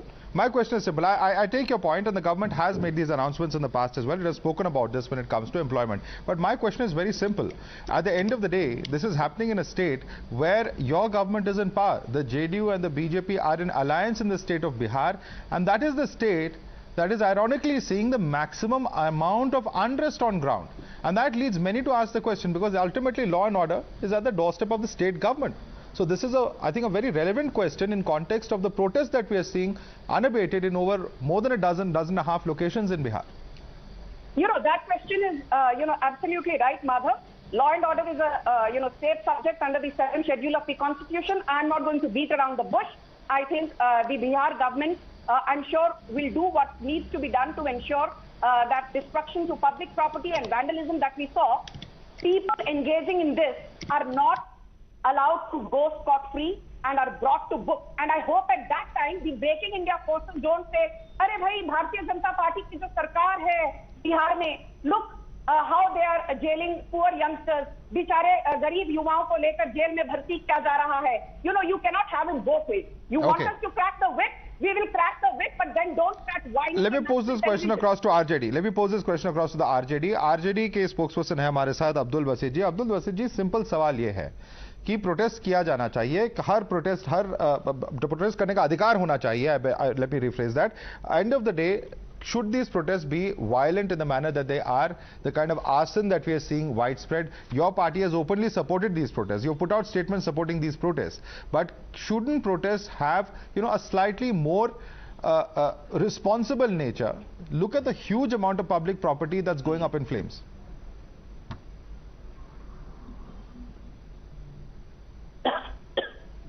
देखिए Madhav ji protest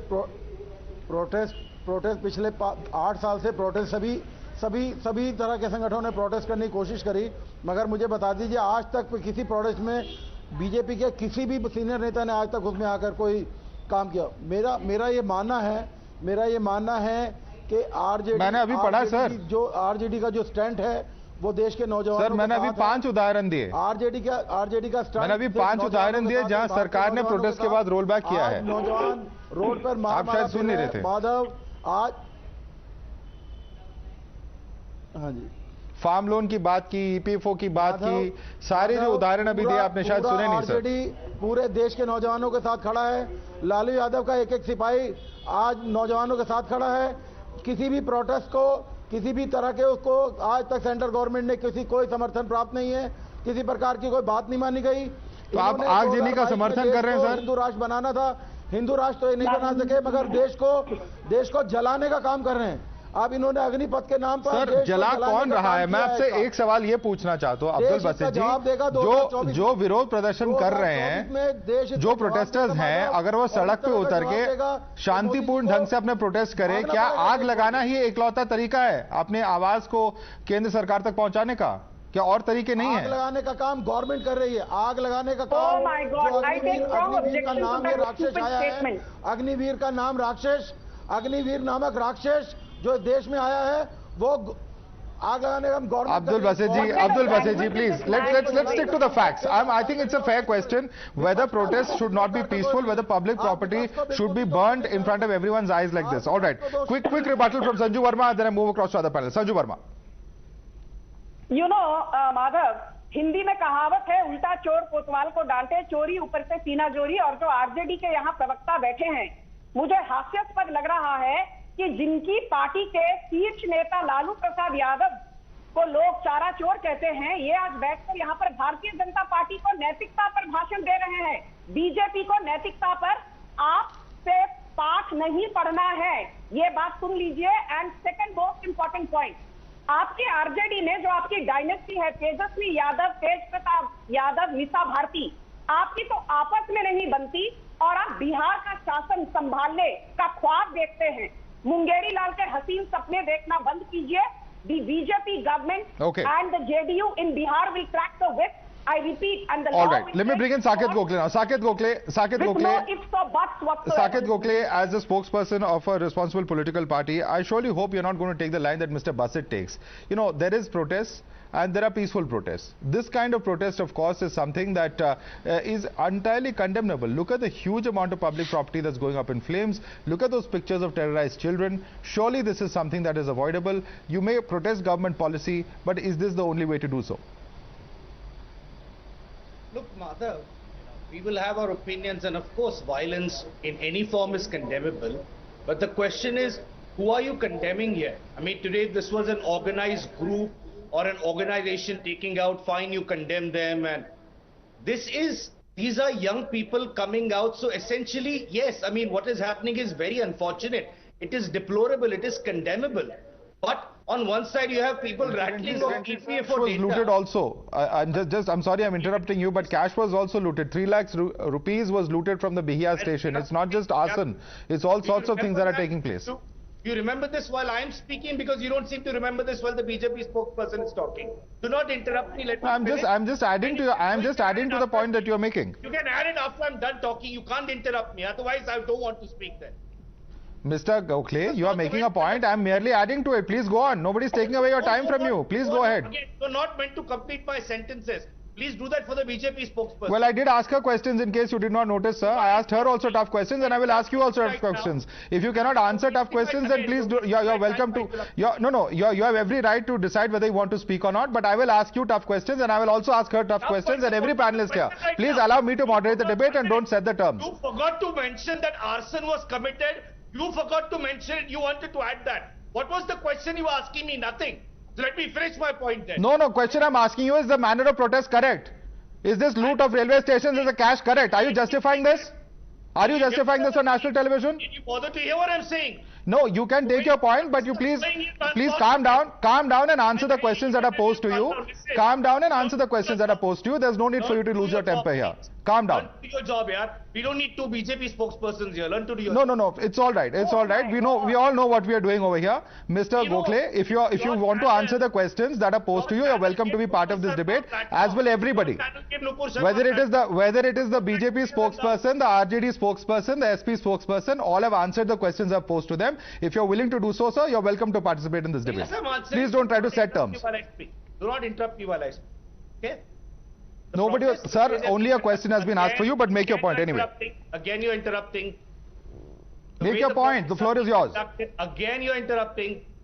The way the protests are being conducted, violence is not the solution. Violence is not how it should be. But the bottom line remains at the end of it is whether we condemn or don't condemn doesn't make a difference. You can have the BJP rattling all kinds of EPFO statistics. The reality is what we are seeing in our screens right now. There is large-scale unemployment. The young people are angry. And then you introduce a harebrained scheme like this without doing a pilot, without any consultation with any other party. You decide, then the next day you suddenly change the age limit because you realize, oh, we goofed up. We did not think this through properly. Now, just like they did with GST, 376 changes. You're going to see this policy being changed another 200 times or 300 times. Every day there'll be a new amendment. Same thing during the lockdown. Every day the rules will be changed. Every day the government is going to change the goalposts. May I please come in, The question Madhav? is, why can't they do this right the first time around? Why can't they get a single policy properly in place instead of putting in a policy, having protests, and then withdrawing, like you mentioned the 5 examples, then going on the back foot? Why can't they use their brains for once? Okay, let me bring in before Sanju Verma. I just want to quickly bring in the only defense member on the panel, because I think this is about reform and how policies are rolled out. Is this a reform or is this a harebrained scheme as Saket Gokhale describes it? First and foremost, Colonel DPK Pillai. This is a reform that was waiting to happen for a long time. If you go back to the Kargil Review Committee report of which was headed by K. Subramaniam, and then the 4 task force, the 4 group of ministers that was made the MHA, for the MOD and the border management and the intelligence.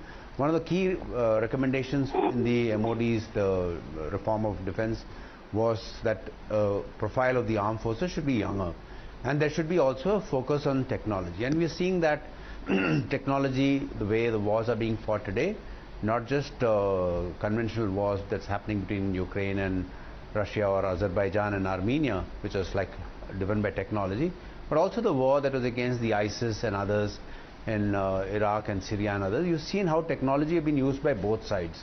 If you see how the ISIS improvised on the use of drones and delivering munitions and everything, you realize that we've entered an era of high-tech warfare. And for that you need a different intake of people. While I'm not disputing, I joined the army when we had paper maps and we used to navigate by compasses. Today we have GPSs and others, and we have entirely connected from the satellite to the shooters in one grid. That means we are in an instant. This is the way a WhatsApp message spreads instantaneously without any hierarchy. The message, information that we need, the intelligence that we need is disseminated to us. And we are in one, and we need much faster, agile, younger, and capable. Right. No, I take your points. Requirement of going through. I take your points, Colonel Pillai. If I may just come in on that, I take your points completely on technology, the need changing, as well as the manpower requirements changing, and the need to change procedures. While all of that is perhaps acceptable as a reform, the question is, where has the failure happened? Is it genuinely why are we seeing these widespread protests? Is it just politics, or has there been some kind of a communication failure as well? Firstly, I must tell you, the kind of people who join the armed forces are united in their love for their country, and they definitely are not the kind of ones who are going to set on fire their own national property or kill their own or frighten, terrorize babies, or you've seen those pictures coming out. I don't think these are the kind of soldiers you would want in the army anyway. And anyway, what are the intake that we are talking about? It's about 60,000. And what you see is definitely not what is reflected. These are not probably candidates for the armed forces. These are orchestrated for particular reasons, what you want. Okay. There's a certain backsliding in our democratic values. We see orchestrated protests. We see a complete intolerance of each other in terms of and the way the international media also plays down our significant achievements. It's something very disheartening. All right. We know, I worked in Iraq, Syria and Yemen. All right, quick record. One second, Sanju Verma, just before I come to you, Ashutosh Mishra has not yet spoken. Ashutosh Mishra, I want to ask you a simple question. Are these all purely orchestrated political protests that are taking place? Because we have at least two panelists who believe so, who've said so on record. And at the end of the day, if this is a reform, at the end of the day, if this is something that, of course, the doorstep of the government completely to build consensus when it comes to reforms, but is this something that is merely being politicized, as our panelists have shared with us? Your views on that, very quickly.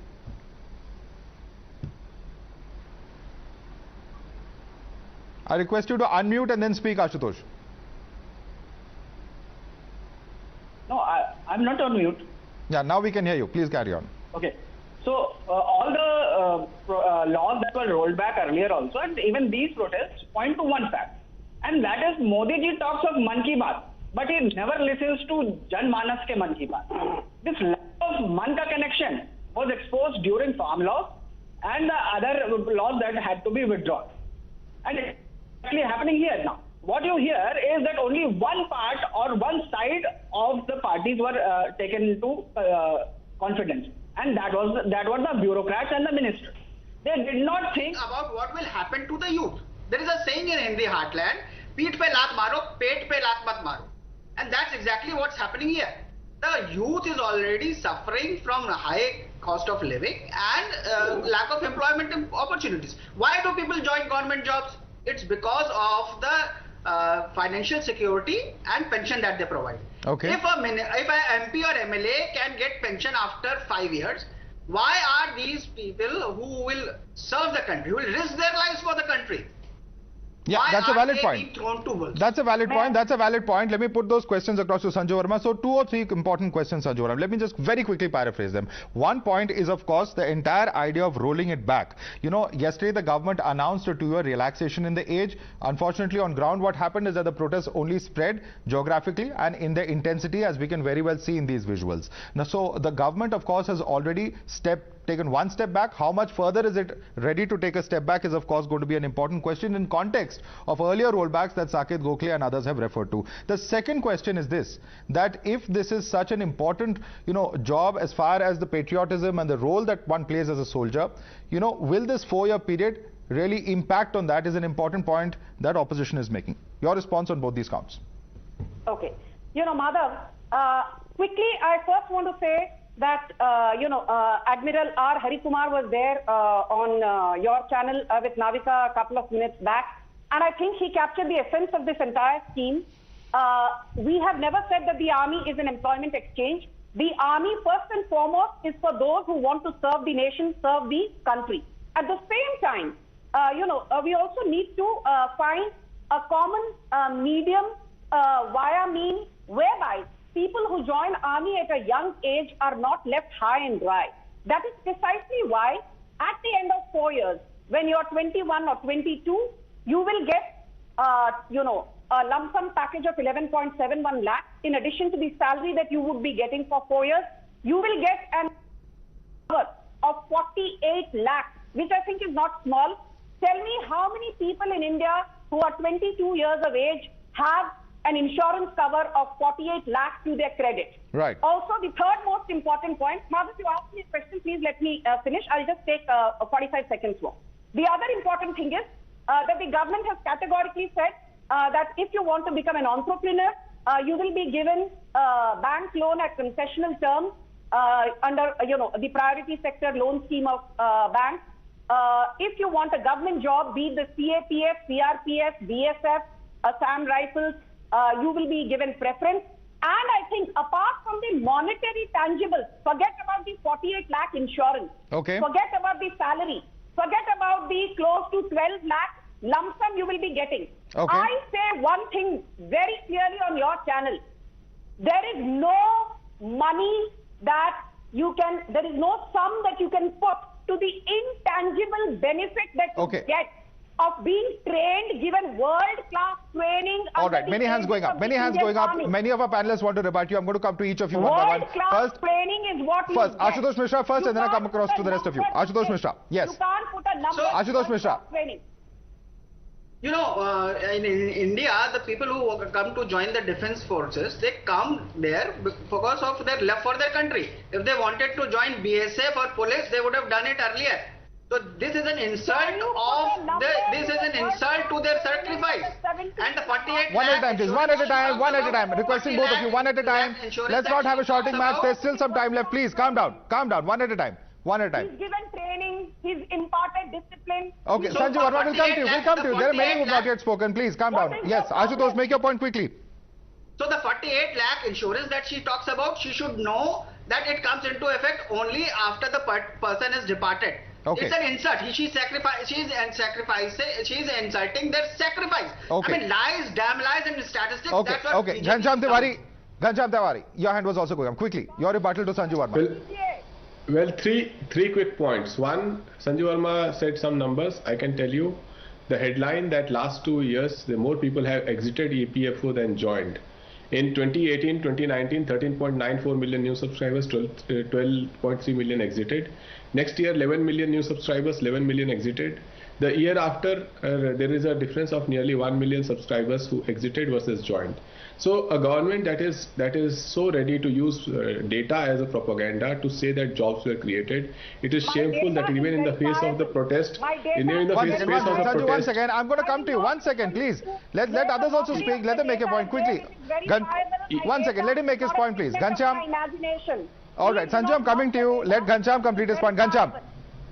Even in the face of this protest, this government is lying. In last 8 years, for every government job that has come out, over 200 applications. For each job, there were 200 applicants.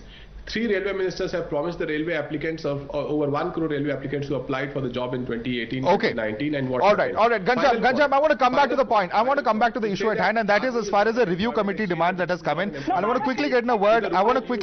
From Saket on this. Saket, 2 political parties at least have demanded there should be a review committee. KC Venugopal has suggested the Defence Standing Committee should review the matter. Sharad Yadav has said the government should go in for wider consultation. What is the demand of the TMC? Are you asking for consultation or complete rollback? No, we've also said that we were not consulted amongst the other opposition parties as well. There was no consultation that happened.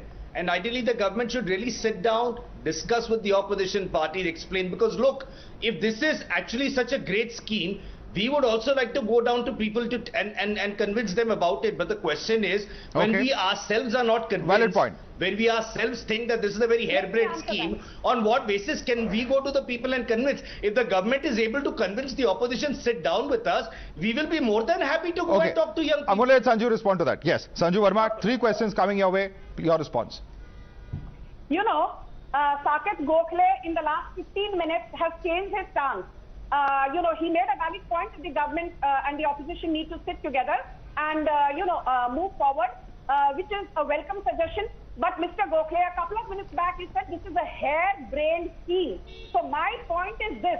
Please do not give certificates on how good or bad a scheme is until and unless you know and its nuances. Outraging for the sake of outraging is not expected from a constructive opposition. We all know Tripura civic body polls ke pehle you said we will sweep the Tripura civic body polls out of 334 seats. You got 1 seat. You were shown the door by the people of Tripura. Please learn valuable lessons rather than outraging against every Modi government scheme. Now I will tell you one very important thing. Tell me, has this model worked elsewhere in other developed countries or not? Yes. The US is actually thinking of lowering mandatory service period from 4 years to 2 years. When a US fresher joins the Marine Corps, all he gets is 3 weeks of training. But he goes on to become a world-class soldier. Here we are saying we will give you 6 months of world-class training and you have on-the-job training as well. This model has worked successfully in the US. UK and Germany and France are thinking about it. It has worked wonderfully well in Israel. Why are we having... I have limited time, so I'm going to interrupt now. Abdul Basit was raising his hand repeatedly. I'm going to give him a chance as well to rebut you. Abdul Basit.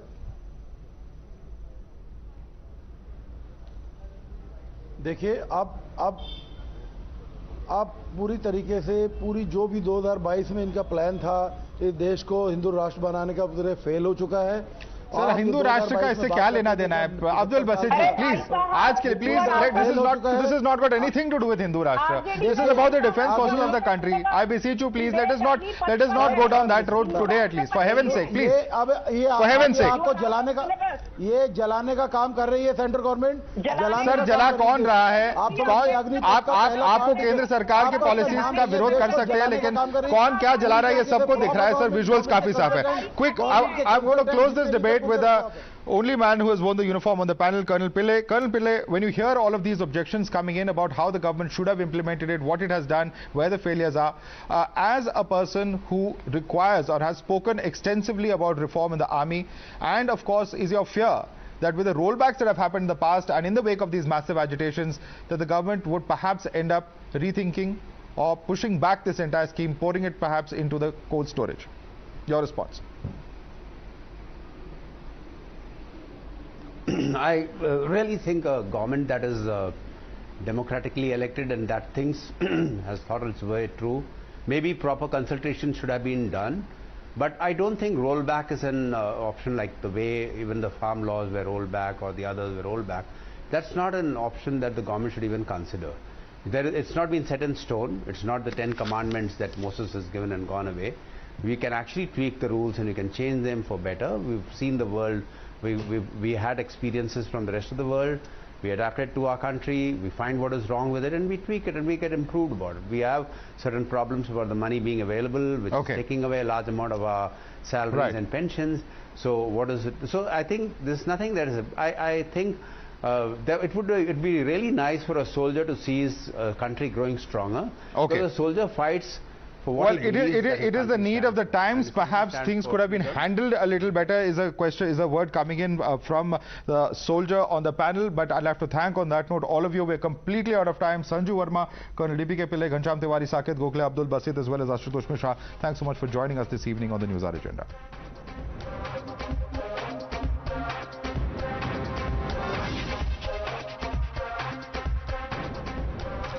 City after city turned battle zone as agitators went on a rampage in protest against the FOIA military recruitment policy. From Bihar to Telangana to Uttar Pradesh, protests took a violent turn, with trains being burnt and vehicles being torched. Here's a glimpse of the mayhem that unfolded through the day. You can clearly see that the trains, the bogies, they are actually not just charred, but smoke, black soot is actually billowing out of them. You can clearly see that two-wheelers, they have been set on fire on the railway lines by the protesters in their bid to just hamper the movement of railways and disrupt the railway traffic on this particular railway line. And that being said, the passengers, they bore the worst brunt of them all because they had to carry their luggage at least for 5 kilometers because no vehicle could approach the place due to the irate mob of the protesters who were actually in no mood to listen to anybody or any excuse. You can clearly see that the soot is coming out of the railway bogies and how dense the soot and the smoke here is. You can clearly see how it all happened. We'll try to talk to a local policeman and try to understand. Sir, क्या हुआ था अभी? लड़के सब आके उग्र हो गए और क्या सब आग लगा। लड़कों ने हुड़दंग किया। आप लोगों में भी किसी को चोट आई? हाँ लगा है, हौलाद का माथा फटा है। You can clearly see this cop actually sustained injury while he was trying to, you can say, control the mayhem caused by the protesters at this Danapur railway station. You can also, I'll try to show you more visuals of the ransacking that has been conducted by the protesters, and this is something that is totally unacceptable on part of the people who try to disguise them as something like aspirants of armed forces. See the vandalization, the vandalism they have done here. ये देखिए, ये वो burning train की तस्वीरें हैं जो times of Bharat के screen पे आप पहली बार देख सकते हैं, हमारे दर्शक देख सकते हैं कि किस तरीके से ये जलती हुई ट्रेन यहां से हटाई जा रही है ताकि इसे आगे ले जाकर के इस आग पे काबू पाया जा सके.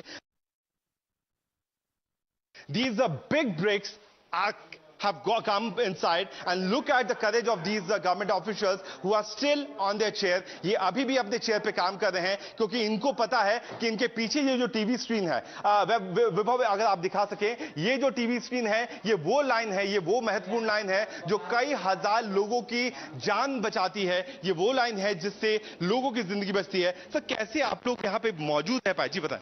क्या हुआ, हम लोग थोड़ा सा दरवाजा ऐसे बंद हल्का रखा, उन लोग 500 की संख्या में आया, इतने पत्थर उथर फेंकने लगा कि हम लोग को यहाँ जान बचाना भी मुश्किल हो गया. लास्ट में हम लोग को ऊपर से भी इंस्ट्रक्शन था, हम लोग यहाँ दरवाजा बंद करके जान बचाया. जब उन लोग भाग गए 12 बजे के करीब में, तो हम लोग निकल के अपना काम में लगे, असंटिंग वगैरह करने लगे. जो गाड़ी हमारा फरक्का जल गया था उसके इंजन को काट करके पुश किया, रियर पोर्शन को क्लियर किया. Very dramatic visuals once again coming out, which is showing the true spirit of Bihar, where all these locals have been helping the railway officials to save one of the coaches. This was one of the coach of Secunderabad Express, which was targeted by these hooligans who came out on the street. And later to that, once one of the coach which was adjacent to this burning coach, which is seen in the visuals, the B1, was saved by the locals because they themselves took out the vacuum in between the two coaches and the bogies were pushed towards the other end. But that is not the end. We have already shown you two visuals. The fire department officials have come here and they have started dousing down the fire. The fire is attempted to be, brought under control. But what I was trying to tell you, that was not only the end of this hooliganism. These are two more engines. These engines of the EMU have also been targeted here at Danapur railway station. Vibhav, just be careful. There's so much of smoke here.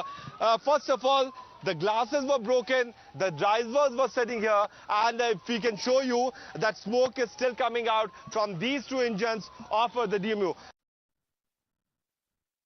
The firefighting still continues at one of the coaches which was meant for parcels at Danapur.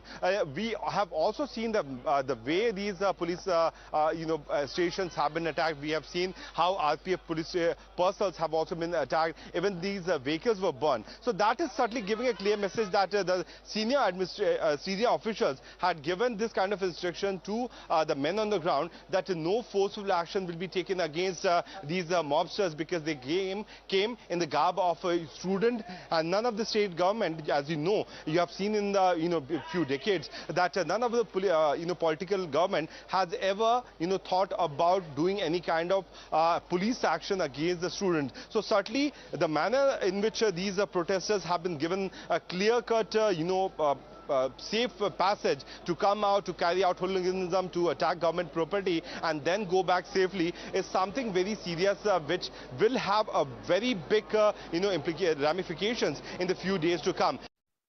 After a day of mindless violence that had erupted in several parts of Bihar, including Danapur, a railway station which had witnessed possibly the worst kind of horror ever, now we see Bihar police have taken out an area domination march with the loudspeaker, giving out this message loud and clear that no one would be spared. Anyone indulging in any kind of rioting, anyone indulging in any kind of scuffle, anyone indulging in any kind of a blockade would be arrested immediately. At the same time, the announcement clearly says that no one should indulge in any kind of mass messaging with an attempt to spread either panic or at the same time rumors. Officers are now joined by the SP out here. Sir, Mr. Zaman, how has been the day so far? We have seen violence in several parts of Bihar and especially in Danapur. How has been the exercise to ensure the law and order can be maintained? We've witnessed quite an unruly mob that attacked the Danapur police station. We've so far registered 3 FIRs in Danapur police station, another in Khagol police station, another one in GRP police station. Along with that, we have arrested around 22 people so far. We have identified another list of 100 more people, and further arresting will definitely be ensured in this case. And we request all the writers, all the people who are indulging in this unruly activities to not fall prey to such people. No, this was mostly an organized protest, I would say. We have been able to identify people from which mostly the people who were protesting were at the forefront were students, but within the crowd certain antisocial elements with ulterior motives got into the crowd, which resulted into what you're seeing today. Farakka Express has been set on fire, and the smoke and the level of smoke that is actually billowing outside the bogie. I'll tell you that this being a scorching summer in Patna itself, it is very hot and people are used to hot temperatures, but then the temperature that is coming out of this particular bogies, the smoke and the soot, it is something very unbearable. In the visuals, you can clearly see that flames are burning on the bogies of this Farakka Express that has been actually set on fire by the people who claim themselves as the protesters. Business was as usual on Friday morning at Bihar railway station in Bhojpur district until Buxar Fatuha shuttle actually came to that particular railway station. It was then the railway guys, the railway staffers noticed the protesters actually assembling and accumulating near the railway station. And it was then they ransacked the ticket counter for the first time, and then they went ahead protesting for their demands. It was then the railway staffers, they continued selling the tickets to the passengers who demanded tickets for their respective destinations. But it was after that the protesters, they turned back, they came to the ticket counter, and then they started setting it on fire. It was then the railway staffers, they had to evacuate and they have to go outside to ensure their personal safety. And after they came back, cash between rupees 2.5 to 3 lakh was found missing from the cash counter of the railway ticketing station. And that being said, the authorities, they are looking into the matter, but then the cash is yet to be found and the protesters too are yet to be nabbed. Here we can see, several two-wheelers have been tossed, and this is the main track, 7B track, biggest railway station in the Telangana state. We can see, that, train as well. The complete coach gutted in fire. That this is not just one, one coach, we can say. This is not just one train. We'll also try to show you, some other arson visuals here. There, by Hajo. There we can see, another vehicle. That is the, transporter vehicle inside the railway station. That has been gutted in fire. Also, additional forces has just been deployed. We can see hundreds of crowds still standing there. I'll also ask my VJ Kiran to show some more visuals, some more dramatic visuals there. On the platform number 1, 2 and 3, there, even still gathering can be seen. The police here, the special forces have been deployed, and even there, hundreds of crowd can be seen there. We'll also try to go there, and this is another train. This is another train. Actually, this was the first train they tried to torch. They actually brought some diesel with them. And these are the transport vehicles. Normally, in these vehicles, the people working here, the workers working in the railway station, will be, transporting the goods, which can be, later put in the trains and, can be transported. So, after this, I'll also show you the another coach there. We can clearly see after the engine, the first coach itself has been put on fire, set on fire there. I'll ask the VJ Kiran to show that visuals too. There, we can clearly see there that, still, and also one more interesting part is the people across this, we can see in these premises, they are not allowing fire engines to reach this place.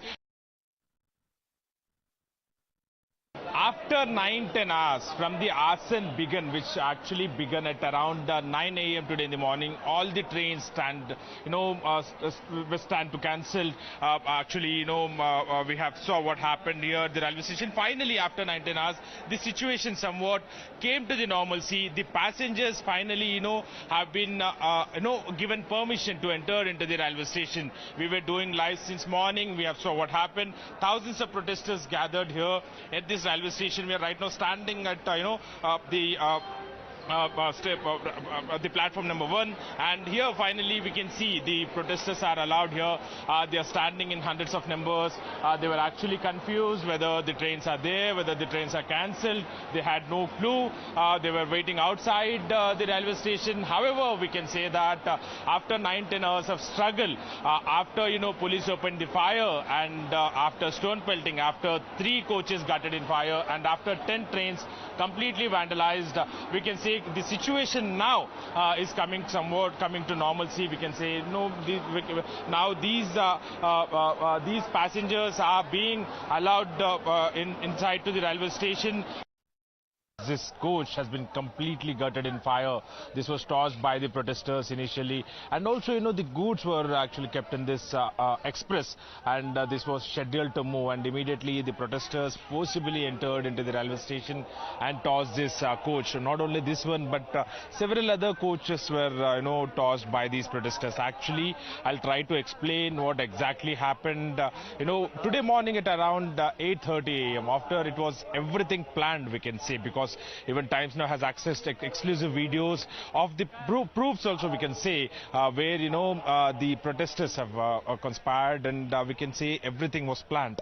Even the other places we can see, even this coach was completely, actually this is the engine of the train has been completely vandalized. Not only this one, we have spoke to the A.K. Gupta, who's the divisional railway manager. He has said that 10 trains have been vandalized, three coaches have been tossed. So that is the another engine we can see, that has been completely vandalized. So we can say that, and also officials are somewhat expecting that they might incur around more than 50 crores loss. And also I'll ask VJ Kiran to show the visuals there on the platform number 10. That coach has also been completely gutted in fire.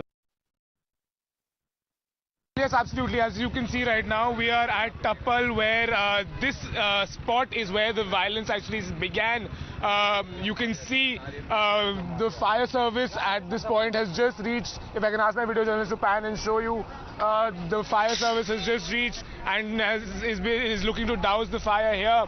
This bus which was set ablaze, you can see the condition it's in at this point, and the heavy security deployment here right now. Clearly, you can see the kind of damage done to the bus here. In fact, let me tell you that beyond this, approximately 500 odd meters from here, there are two more buses that were in fact burned down and broken by approximately 600 to 700 protesters. The police officials here, as you can see, is diverting traffic, not allowing anyone to go through this area because of the sensitivity of the situation. As far as the police chowki is concerned that you were alluding to, that is approximately another 7 to 8 kilometers down the line from this road. The police, of course, not really allowing anyone to move beyond this point for a while. In the garb of protesting against the Agnipath scheme, a number of miscreants unleashed violence, and you can see right now on your screens the manner in which this bus was broken and burned down.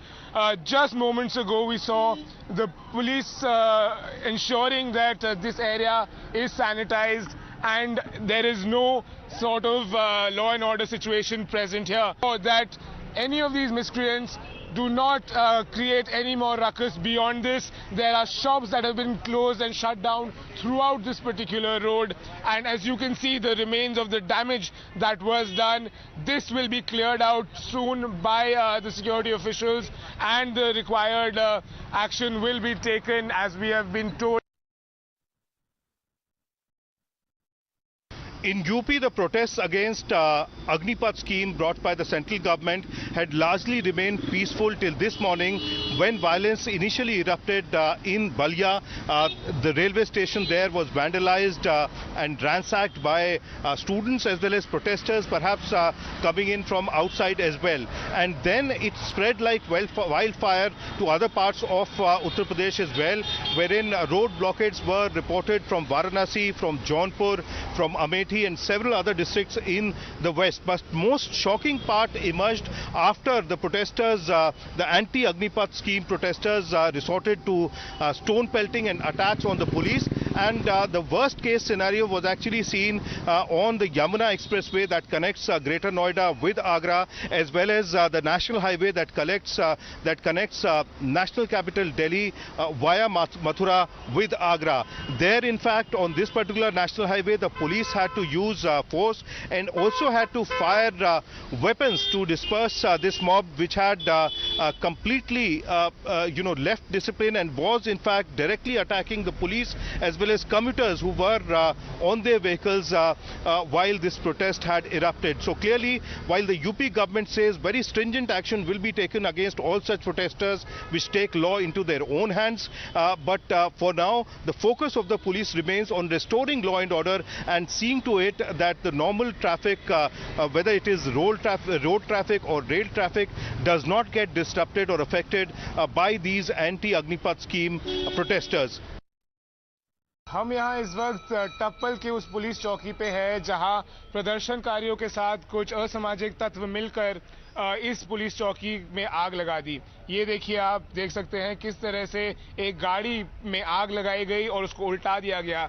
ये जो visual आप देख रहे हैं, ये police चौकी के अंदर की विजुअल है, जहां कम से कम 500 से 1000 लोग आए और उन्होंने इस तरह की दहशत फैलाई है। आप यहां अगर देखें तो ये वो जगह है, वो कमरा है जिसमें इस तरह से आग लगाई गई है। आप यहां अपने स्क्रीन पर देख सकते हैं कि किस तरह से यहां को दरवाजों को तोड़ा गया और आग लगाई गई। ये है वो पुलिस चौकी जहां पर एक मॉब प्रदर्शनकारियों के नाम में आकर आग लगाकर चली जाती है। यहां से करीब 5 किलोमीटर दूर 4 बस थे जिनको जला दिया गया, पब्लिक बसेस थे जिनको जला दिया गया और वहां पर लूटमार हुई। यहां पे पुलिस ऑफिसर्स जो है वो यहां आ रखे हैं, जो टॉप ऑफिसर्स हैं, उन्होंने एक मीटिंग की। जो तस्वीरें हमने देखी उन दंगाइयों की, उन लोगों के वीडियोस पे अभी चर्चा जारी है और किस तरह से उनको लोकेट करना है, कहां पे उनको ढूंढना है,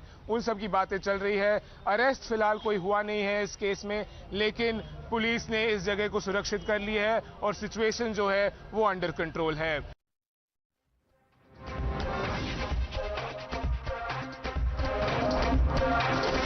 The News Hour at 10 will be right back after the break. Times now. Action begins here. You use the word empathy. Many people will think, sir, that you're paying lip service to the term. Yes.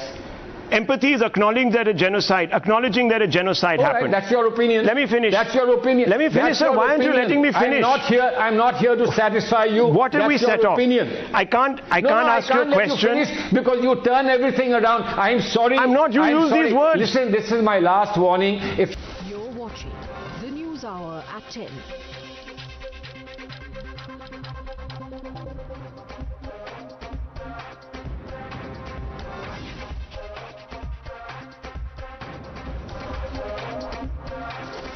The News Hour at 10 will be right back after the break.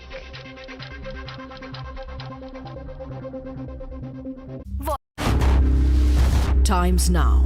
Action begins here. When I see young Rahul Gandhi to go and stand with the Naxal supporting students, Tukde gang, give them ideological, emotional support, to stand with all those, sir, please trust me. You're watching the News Hour at 10.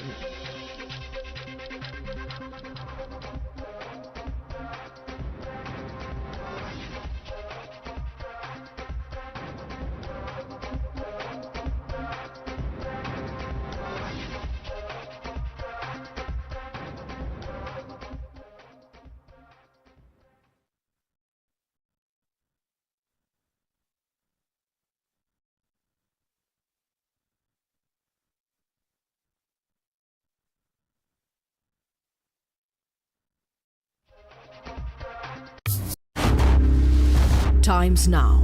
Action begins here.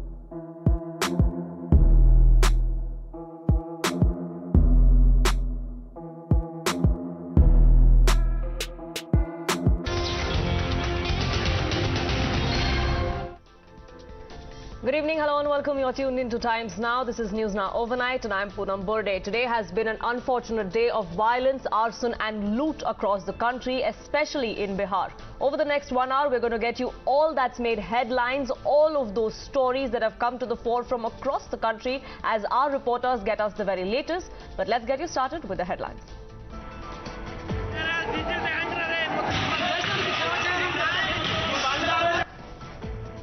At least one life lost in nationwide Agnipath fury from Bihar to New Delhi to Secunderabad and Rajasthan to Bengal. Cops attacked, highways blocked and trains set ablaze. Bihar is the worst affected with train coaches and train stations set on fire. Public property ransacked in several cities with impunity. Kids weep as school bus is trapped on mob-hit streets not very far away. Cops faint and freeze in fear as rioters take control and state fails residents in Bihar. Vandals even loot ticket collection centers. 3 lakh rupees looted from railway's coffers at Bihar station in Bihar before ransacking and completely vandalizing the station. Anarchy also reported from parts of Uttar Pradesh, Agra, In Agra, angry mob targeted a passenger transport bus with stones.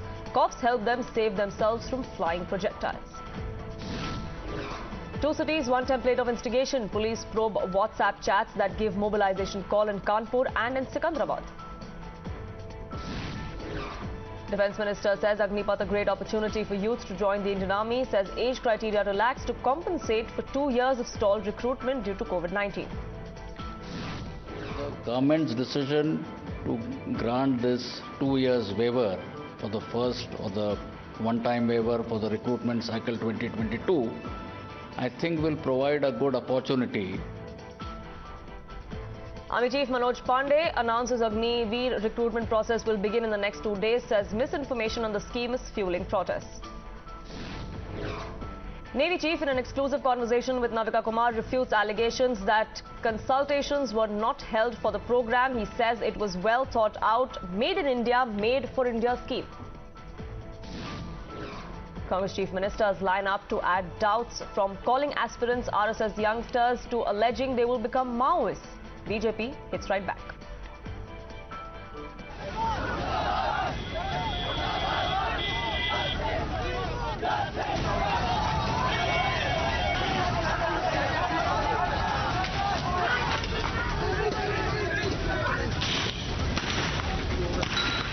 This is the proof that the police have opened the fire, and we can clearly see this is the cartridge here, this is the bullet.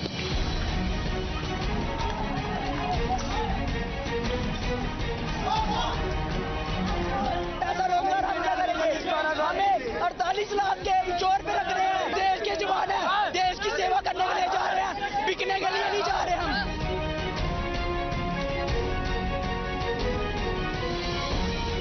Police वाले को shooting का order किसने दिया? एक बंदा चला गया, शहीद हो गया। शूटिंग में एक बंदा शहीद हो गया, अंदर रखे बेटा। हमारे पास कोई उठाए तो हम नहीं उठाने, क्या चूड़िया कौन पहन के रखे?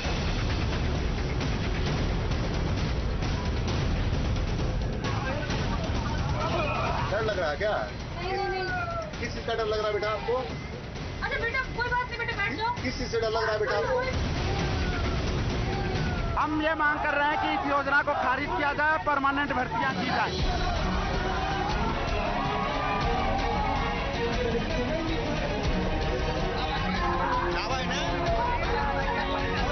They resisted to leave this place. Their plan was to march to the BJP office here, but they resisted. The police, as you can see, is dragging them because they are showing resistance.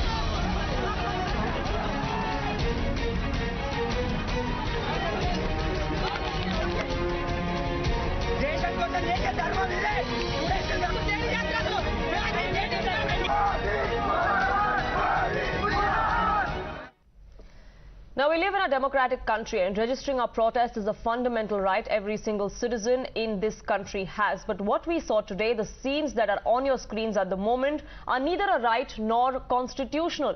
Look at those visuals on your screens. Crores of rupees have gone up in smoke in a matter of just few hours today. There was public property that was vandalized, torched and destroyed with complete immunity across the country. Let's first get you started with what happened in Bihar, because that is the worst affected state, where the BJP was at the receiving end of it all.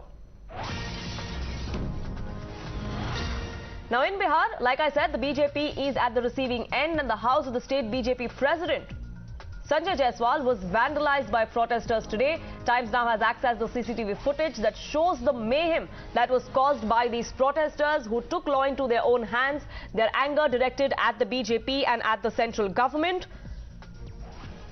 These visuals on your screens go on to show what exactly transpired, how those men walked inside the room. They tried to break the locks. They then proceeded to vandalize the property of BJP's Bihar president, Sanjay Jaiswal.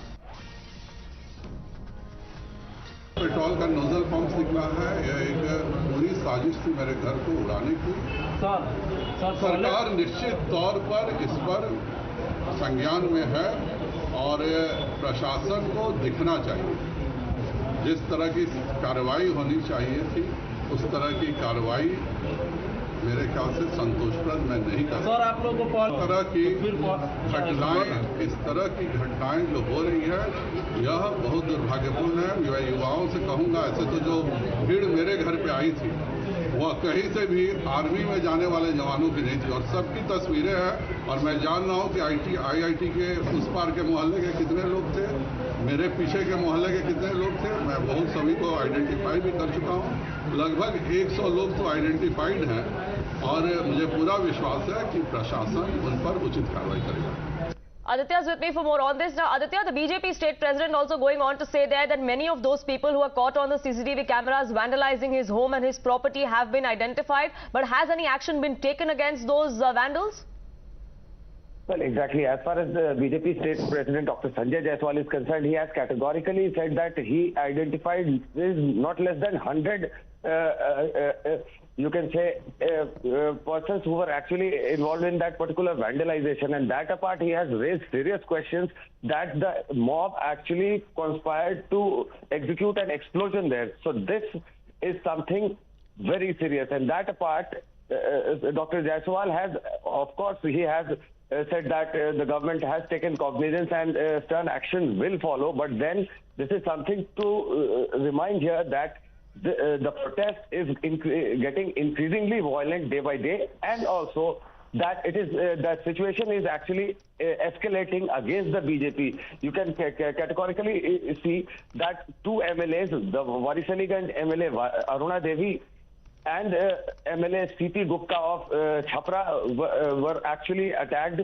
CP Gupta's residence was attacked, from where BJP's flag was actually, you can say, dislocated by the protesters, right, while the SUV of Aruna Devi was attacked the last day. But today you have senior members of the state BJP, including State President Sanjay Jaiswal and Deputy CM Renu Devi. So things are getting increasingly violent and targeted against the BJP as far as the present situation is concerned.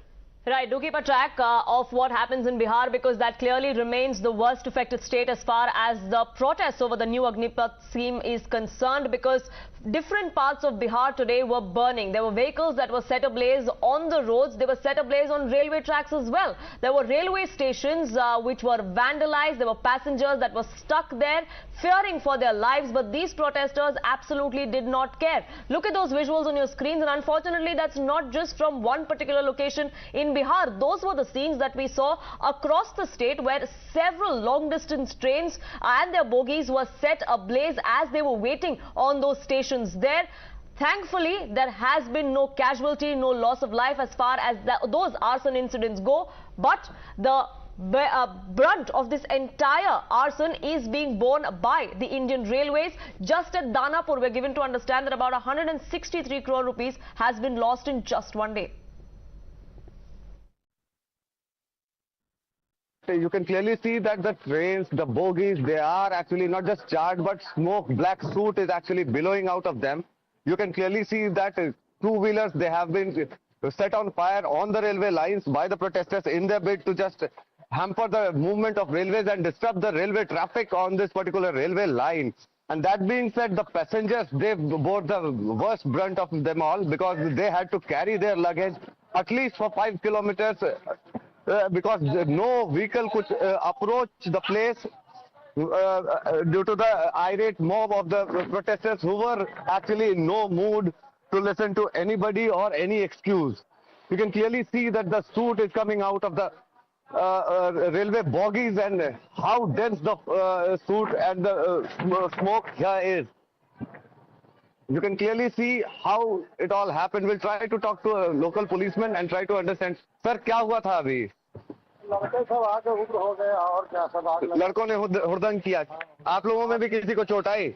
हाँ लगा है, होलार का माथा फटा है। You can clearly see this cop actually sustained injury while he was trying to, you can say, control the mayhem caused by the protesters at this Danapur railway station. You can also, I'll try to show you more visuals of the ransacking that has been conducted by the protesters, and this is something that is totally unacceptable on part of the people who try to disguise them as something like aspirants of armed forces. See the vandalization, the vandalism they have done here. ये देखिए, ये वो burning train की तस्वीरें हैं जो times of Navbharat की screen पे आप पहली बार देख सकते हैं, हमारे दर्शक देख सकते हैं कि किस तरीके से ये जलती हुई ट्रेन यहां से हटाई जा रही है ताकि इसे आगे ले जाकर के इस आग पे काबू पाया जा सके।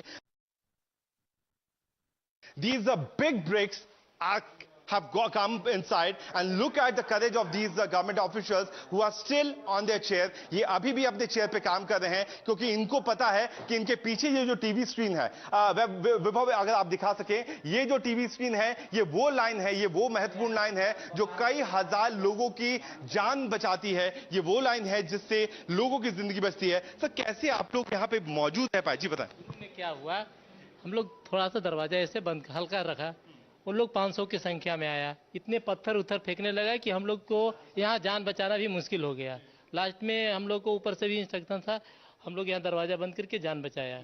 जब उन लोग भाग गए 12 बजे के करीब में, तो हम लोग निकल के अपना काम में लगे, असेंटिंग वगैरह करने लगे। जो गाड़ी हमारा फरक्का जल गया था उसके इंजन को काट करके पुश किया, रियर पोर्शन को क्लियर किया। Very dramatic visuals once again coming out, which is showing the true spirit of Bihar, where all these locals have been helping the railway officials to save one of the coaches. This was one of the coach of Secunderabad Express, which was, targeted by these hooligans who came out on the street. And later to that, once one of the coach, which was adjacent to this burning coach, which is seen in the visuals, the B1, was saved by the locals because they themselves took out the vacuum in between the two coaches and the bogies were pushed towards the other end. But that is not the end. We have already shown you two visuals. The fire department officials have come here and they have started dousing down the fire. The fire is attempted to be, brought under control. But what I was trying to tell you, that was not only the end of this hooliganism. These are two more engines. These engines of the EMU have also been targeted here at Danapur railway station. Vibhav, just be careful. There's so much of smoke here. First of all, the glasses were broken, the drivers were sitting here, and if we can show you that smoke is still coming out from these two engines of the DMU. The firefighting still continues at one of the coaches which was meant for parcels at Danapur. We have also seen the way these police stations have been attacked. We have seen how RPF police parcels have also been attacked. Even these vehicles were burned. So that is certainly giving a clear message that the senior officials had given this kind of instruction to the men on the ground that no forceful action will be taken against these mobsters because they came in the garb of a student, and none of the state government, as you have seen in the few decades, that none of the political government has ever thought about doing any kind of police action against the students. So certainly the manner in which these protesters have been given a clear-cut safe passage to come out, to carry out hooliganism, to attack government property and then go back safely is something very serious which will have a very big ramifications in the few days to come. Farakka Express has been set on fire, and the smoke and the level of smoke that is actually billowing outside the bogie. I'll tell you that this being a scorching summer in Patna itself, it is very hot and people are used to hot temperatures, but then the temperature that is coming out of this particular bogies, the smoke and the soot, it is something very unbearable. In the visuals, you can clearly see that flames are burning on the bogies of this Farakka Express that has been actually set on fire by the people who claim themselves as the protesters. After a day of mindless violence that had erupted in several parts of Bihar, including Danapur, a railway station, which had witnessed possibly the worst kind of horror ever. Now we see Bihar police have taken out an area domination march with the loudspeaker, giving out this message loud and clear that no one would be spared. Anyone indulging in any kind of rioting, anyone indulging in any kind of scuffle, anyone indulging in any kind of a blockade would be arrested immediately. At the same time, the announcement clearly says that no one should indulge in any kind of mass messaging with an attempt to spread either panic or at the same time rumors. Officers, I'm now joined by the SP out here. Sir, Mr. Zaman, what has been the day? How has been the day so far? We have seen violence in several parts of Bihar and especially in Danapur. How has been the exercise to ensure that law and order can be maintained? We've witnessed quite an unruly mob that attacked the Danapur police station. We've so far registered 3 FIRs in Danapur police station, another in Khagol police station, another one in GRP police station. Along with that, we have arrested around 22 people so far. We have identified another list of 100 more people, and further arresting will definitely be ensured in this case. And we request all the writers, all the people who are indulging in this unruly activities to not fall prey to such people. No, this was mostly an organized protest, I would say.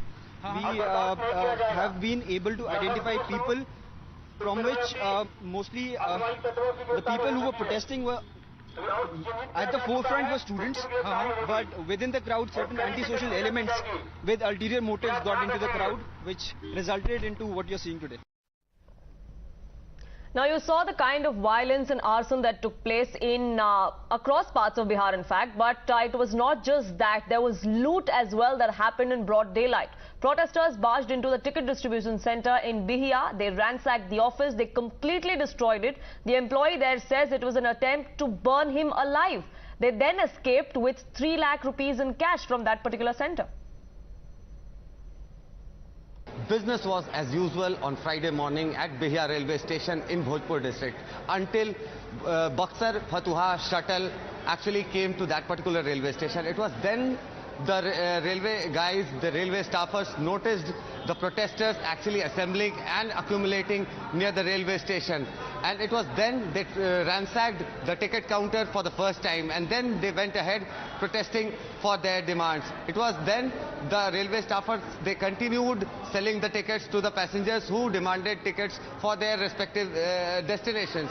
But it was after that the protesters, they turned back, they came to the ticket counter, and then they started setting it on fire. It was then the railway staffers, they had to evacuate and they have to go outside to ensure their personal safety. And after they came back, cash between rupees 2.5 to 3 lakh was found missing from the cash counter of the railway ticketing station. And that being said, the authorities, they are looking into the matter, but then the cash is yet to be found and the protesters too are yet to be nabbed. अचानक से बहुत सारी भीड़ आई और पत्थरबाजी करने लगी और सब तोड़ फोड़ शीशा वसा तोड़ दिए डंडा से मार करके आग जला के ये खिड़की ये सारे खिड़कियों से आग जला के फेंकने लगे। हमने कुछ बुझाने का प्रयास किया, फिर आग जब सब सारे जो रजिस्टर है सब में आग पकड़ लिया, उसके बाद धुआं पूरा भर गया, सारा कुछ भी नहीं बचा है, सारा चीज़ जल गया, सब चीज़ भी नहीं मौजूद है, सारा ये ड्राइवर सब इसी में कैश था, वो वाले में सब ड्राइवर। कितना कैश होगा? लगभग 2.5-3 लाख के आसपास कैश होगा। Now, down south in Secunderabad, the scenes were quite similar there because the railway station there too came under attack. Trains were set ablaze there as well. There was a mob of hundreds of people that gathered outside the Secunderabad railway station. They then proceeded to go inside. They vandalized the entire railway station completely. Take a look at these reports my colleague Shomit sent us, even as the situation remained tense there through the day. Here we can see, several two-wheelers have been tossed, and this is the main track, 7B track, biggest railway station in the Telangana state. We can see, we can see that, train as well. The complete coach gutted in fire. That this is not just one, one coach, we can say. This is not just one train. We'll also try to show you, some other arson visuals here. There, by Hajo. There we can see, another vehicle. That is the, transporter vehicle inside the railway station. That has been gutted in fire. Also, additional forces has just been deployed.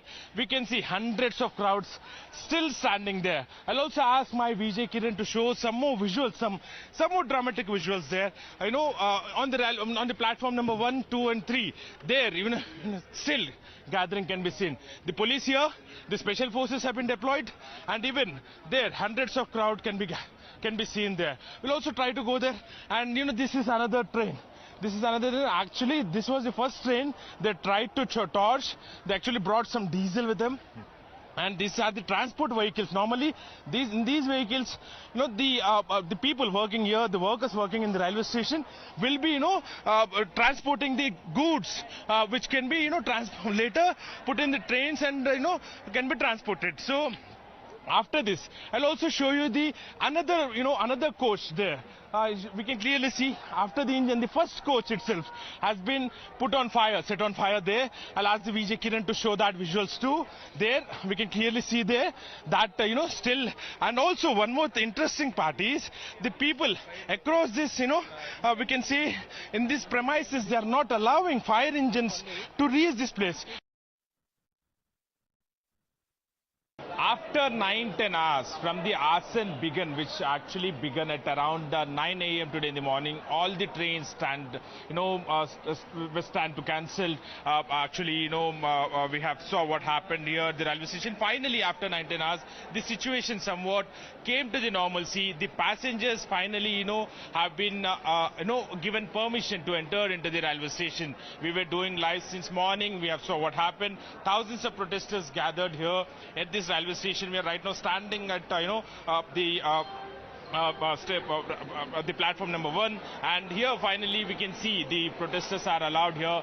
They are standing in hundreds of numbers. They were actually confused whether the trains are there, whether the trains are cancelled. They had no clue. They were waiting outside the railway station. However, we can say that after 9-10 hours of struggle, after police opened the fire, and after stone pelting, after 3 coaches gutted in fire, and after 10 trains completely vandalized, we can say the situation now is coming to normalcy. We can say now these passengers are being allowed inside to the railway station. This coach has been completely gutted in fire. This was tossed by the protesters initially, and also the goods were actually kept in this express, and this was scheduled to move, and immediately the protesters forcibly entered into the railway station and tossed this coach. Not only this one, but several other coaches were tossed by these protesters. Actually, I'll try to explain what exactly happened. Today morning at around 8:30 a.m. after it was everything planned, we can say, because even Times Now has accessed exclusive videos of the proofs also, we can say, where the protesters have conspired, and we can say everything was planned. Even the other places we can see, even this coach was completely, actually this is the engine of the train has been completely vandalized. Not only this one, we have spoke to the A.K. Gupta, who's the divisional railway manager. He has said that 10 trains have been vandalized, three coaches have been tossed. So that is the another engine we can see, that has been completely vandalized. So we can say that, and also officials are somewhat expecting that they might incur around more than 50 crores loss. And also I'll ask VJ Kiran to show the visuals there on the platform number 10. That coach has also been completely gutted in fire. Now, it was not just the passengers and adults that were caught in the crossfire. Unfortunately, even children were caught amidst it. A bus full of school children were terrorized as they were stranded when these protests erupted. Look at their innocent faces. Their cries for help would bring anyone to their knees. But these protesters did not relent. They did not care either. Meanwhile, Times Now's investigation has also found out that there was a cop that also was trying to get the situation in control but fainted because there was so much smoke coming out of the fires that were set ablaze by these protesters. There was a huge number of crowd. In most places, these policemen who were on duty were completely outnumbered, caught completely unawares at what was happening with them. Listen in as to how they were trying to get the crowd in control, but unfortunately fell prey to that very attack. 50 लड़कियां यहाँ पर अधिकारी में तीनों को बेहोश हो रही है सर। चारों तरफ पानी भी तो नहीं है ना सर, पानी भी तो नहीं है। चारों तरफ आग लगा दिया सर, बाइक में, एसी में, हम लोग ऑफिस में रूम में बंद है सर। आराम से आराम से आराम से। कोई दिक्कत नहीं है। अरे लगेगा तो किसी तरह बचने के लिए घुसे नहीं, कुछ नहीं होगा, टेंशन मत लीजिए, आराम से जा रहा है प्रतिमा को, कुछ नहीं होगा मैडम लोग। हाँ हम समझ रहे हैं, बंद है सर खाना, अब पानी भी और एसी में लगा दिया खिड़की को। Now, Times Now's investigation has unearthed a larger conspiracy. There's WhatsApp chats that are highlighting a plot that went behind this entire planning. These protests were perhaps not as spontaneous and organic as some would like us to believe. Now, those on your screens are two particular chats that are now under the scanner. One is from Kanpur, the other is from Sikandrabad. This is proof of how there was an attempt to mobilize and instigate the mob there that actually went and ran riot. All of that, of course, like I said, is under investigation. Now, the major brunt of this entire arson and vandalism that we saw today was the Indian Railways. In Danapur alone, the administration has now come out and said that 163 crore rupees of railway property went up in smoke in just the last 12 hours. Unemployed misguided youth है, इन लोगों ने आज बहुत क्षति पहुंचाई। आज train operation, damage of property बहुत किया। आज उन्होंने कोचों में आग लगाई, 50 कोच जले हैं। इसी तरह से 7 लोकोमोटिव जले हैं, कुछ पार्शियली या कुछ फुली जले हैं। इसके अलावा स्टेशन पे जो प्रॉपर्टीज हैं, स्टॉल्स हैं, जो बाइक्स खड़े थी, हमें 50 बाइक जला दिए। मैं बताऊँ आपको कि 50 कोच का लॉस जो हुआ है उसमें कुछ 90 करोड़ का क्षति उसमें बताए जा रहे हैं। 61 करोड़ लॉस हुआ है जो लोको हमें डैमेज हुए हमारे। 70 करोड़ के लॉस कमर्शियल अकाउंट पर है। इसके अलावा 5 करोड़ के लॉस और भी हैं जो छोटे मोटे फेलियर हुए हैं। I request everybody not to take law in their own hands and please do not destroy the railway property. Railway property is your property. It is national property. It is for your service. It is for everybody's service. Please do not damage the railway property.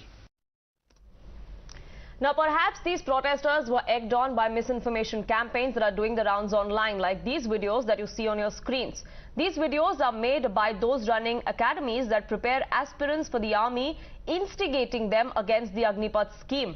Now, no one is dismissing the concerns over this particular scheme. Like I said, there are several ex-servicemen and veterans as well who have made their reservations very, very clear. They've been very vocal about it as well, from calling it compromise on the quality of our armed forces to the fact that this is going to be greater investment than the dividend it actually pays out. But chiefs of the armed forces, central ministers and even BJP leaders have come out to allay all of those fears. The government's decision to grant this 2 years waiver for the first or the one-time waiver for the recruitment cycle 2022, I think will provide a good opportunity for the young, energetic and motivated youth who have been waiting to get recruited and for some reason in the last 2 years could not partake in the recruitment process. So I think this is a good opportunity for them. As far as the schedule of the recruitment is concerned, I think in a very short time we shall be announcing it. And I would like to appeal to the youth to come forward and be part of the recruitment process as and when we announce it. Like I mentioned, this recruitment process will commence very shortly. In the next 2 days, this notification will be posted on joinindianarmy.nic.in website. And thereafter, in the next stage, our various recruitment offices will promulgate the dates for registration and conduct of rallies, including their locations or places pan-India.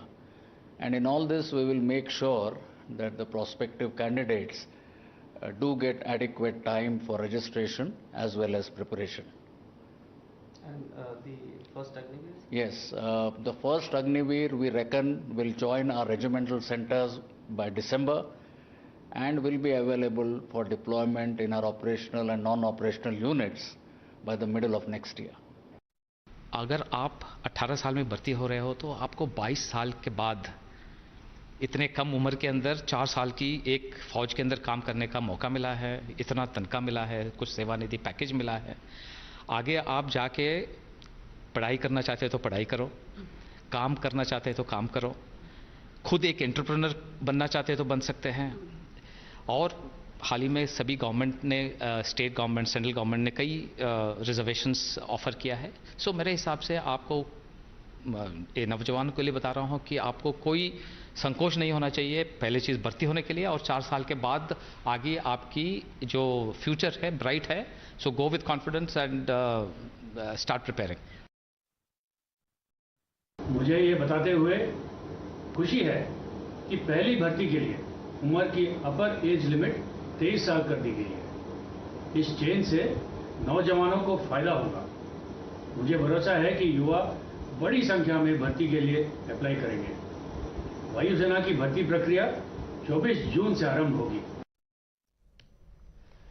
Now, Times Now's Navika Kumar, the group editor, in fact, of Times Network, spoke to the Navy chief. He came out and detailed out the entire plan. He allayed all fears. He also slammed the misinformation campaign that perhaps is going on. He says it could be a miscommunication issue, but the armed forces is extremely confident that the scheme not only does well for the armed forces of the country and for the security of the country, but also for the youth. Admiral Hari Kumar, the topmost question in everybody's mind. एक सवाल जो सबको सता रहा है वो ये कि क्या ये जो नई स्कीम अग्निपथ स्कीम लॉन्च की गई है, इसको पूरी तरह सोचा और समझा गया था? Has it been thought through? आपने इसे विजनरी कहा है। Is it really visionary? Because हम जो स्ट्रीट्स पर देख रहे हैं इसका बहुत ऑपोजिशन हो रहा है। आपका क्या जवाब? This scheme, many people are saying कि ये जल्दीबाजी में हो गया etcetera, but let me tell you कि मैं इस स्कीम से करीब 2 साल से इन्वॉल्व हूँ। When the scheme was first thought of in 2020 June, now today is almost exactly 20 years। मैं एक इंटरव्यू भी दिया था उस समय एक चैनल में अबाउट द स्कीम, कि उस समय इसकी चर्चा हो रही थी। तो काफ़ी आगे पीछे इसका डिस्कशन हुआ था। जितने स्टेक होल्डर्स हैं, सर्विस हेडक्वार्टर्स और ministry of defence, ministry of finance, सब इन्वॉल्व थे इसमें, और काफ़ी डिस्कशंस हुआ, काफ़ी इसका चर्चा हुई। इश्यूज जो रेस किए थे सर्विस हेडक्वार्टर्स ने, हमने फील्ड फॉर्मेशन तक फीडबैक मांगा। तो काफ़ी चर्चा होने के बाद हमने ये भी डिस्कस हुआ कि शुड इट बी 50-50 रिटेंशन, या 60-40 होना चाहिए, 65-35 होना चाहिए, या 70-30 होना। ये सब डिस्कस होने के बाद finally we have arrived at the scheme. So it is not something which is just taken out of the blue. So it's a very well thought of scheme.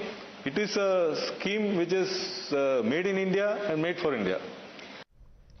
Now, while arson, assault and anarchy run riot, and even as confidence-building measures are being taken place, especially like the announcement that have come to the fore from the central government ministries or BJP-ruled states, where they said that all of those who will be part of the Agnipath program will be given preferential treatment as far as hiring for CAPF is concerned, or the state police or defense disaster management agencies of the state are concerned. But even politicians are not convinced, because the opposition has now seems to have taken it upon themselves to add fuel to this fire, really, because Congress Chief Minister Ashok Gehlot has now come out and called these Agniveers as RSS youngsters.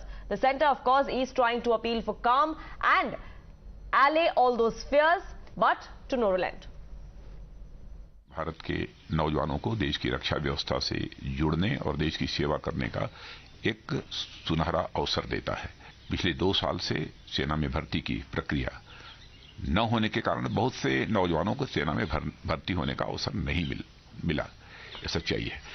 इसलिए युवाओं के भविष्य को ध्यान में रखते हुए और उनके प्रति संवेदनशीलता दिखाते हुए प्रधानमंत्री जी के अनुमोदन पर सरकार ने फैसला किया है कि अग्निवीरों की भर्ती की आयु सीमा को इस बार बढ़ाकर 21 से 23 वर्ष कर दिया। अचानक आपने जो लोग इंतजार कर रहे थे लाखों लोग नौकरी का, उसकी बजाय आपने थोप दिया उनके ऊपर अग्निपथ और अग्निवीर। अब मुझे तो चिंता लगी हुई, कहीं ये आरएसएस के नौजवान जो है उनको बीजेपी के नौजवानों को भर्ती करके 4 साल की ट्रेनिंग दिला के उनको कहाँ भेजेंगे? But that is time for a quick break here on this edition. But on the other side, we're going to get to what exactly are the pros and cons of this particular scheme. And it's not from a politician or from the government. It's from two experts who lay bare the truth. Stay tuned for that.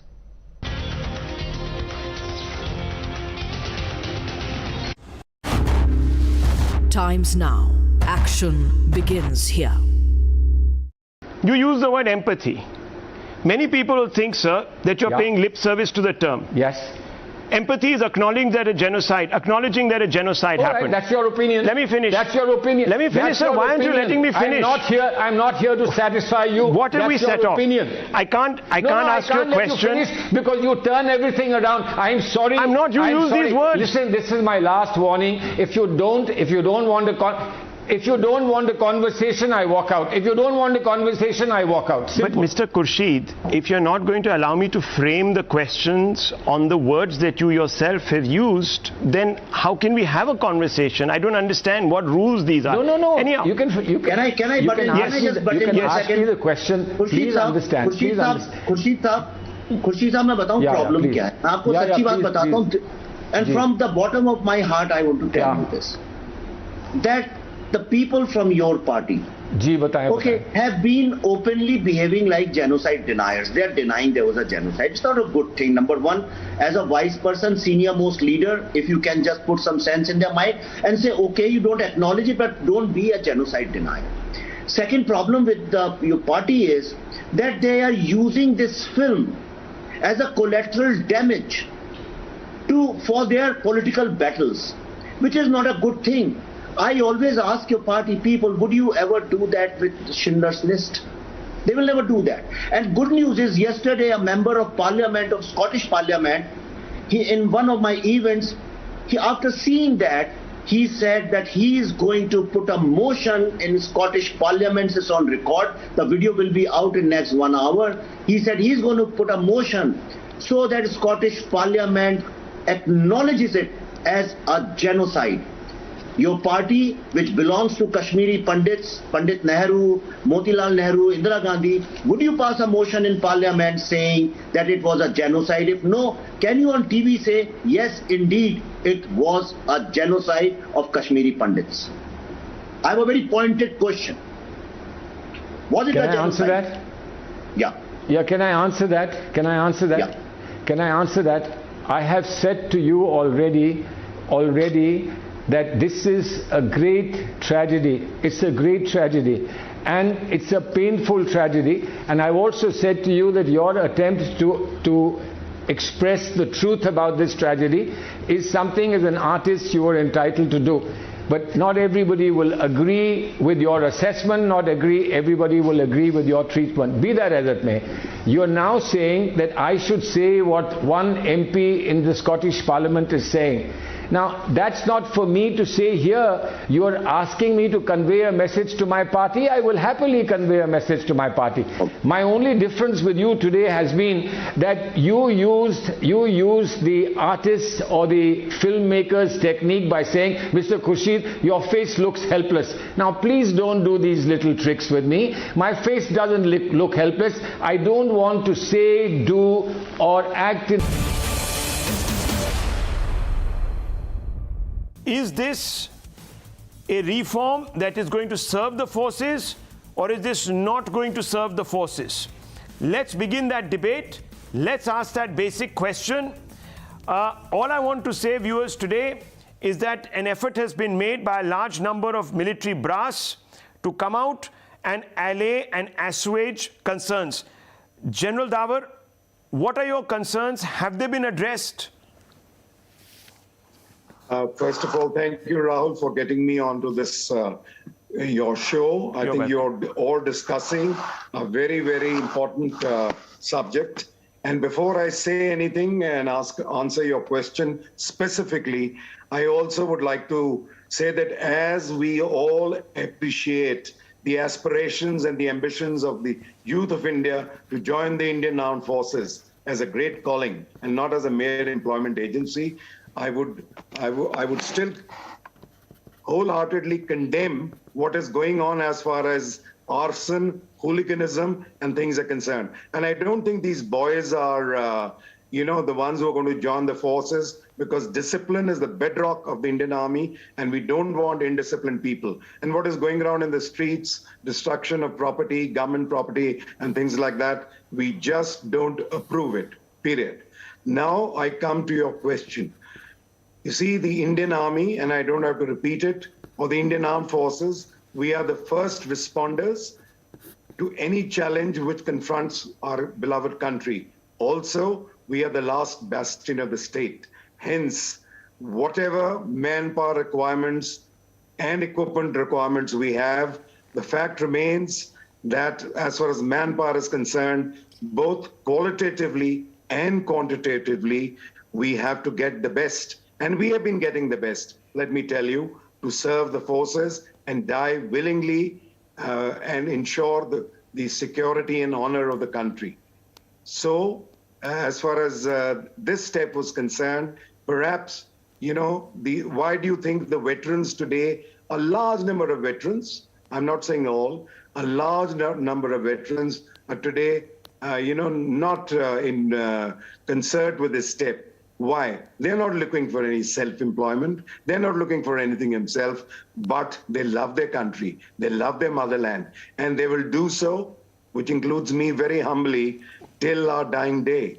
I've been in 65. So General Dawar, what are the lacunas? What are the lacunas? Let's talk about them. Yes, okay. The lacuna, the major lacuna, forget about the financial constraints and this, that, and the other, or right-sizing the army. The major lacuna is that 4 years is much too less. You please look at what is 4 years? 6 months gone for training, 6 months gone for annual leave, casual leave, and things like that, and administrative jobs here and there. In 3 years, my dear editor-in-chief, it takes you very long, even for the infantry soldier, to learn his basics. It's not just shooting with your rifle. It's your field craft. It's your patrolling. It's your map reading. It's your navigation. And there are 101 small things which make you an effective soldier.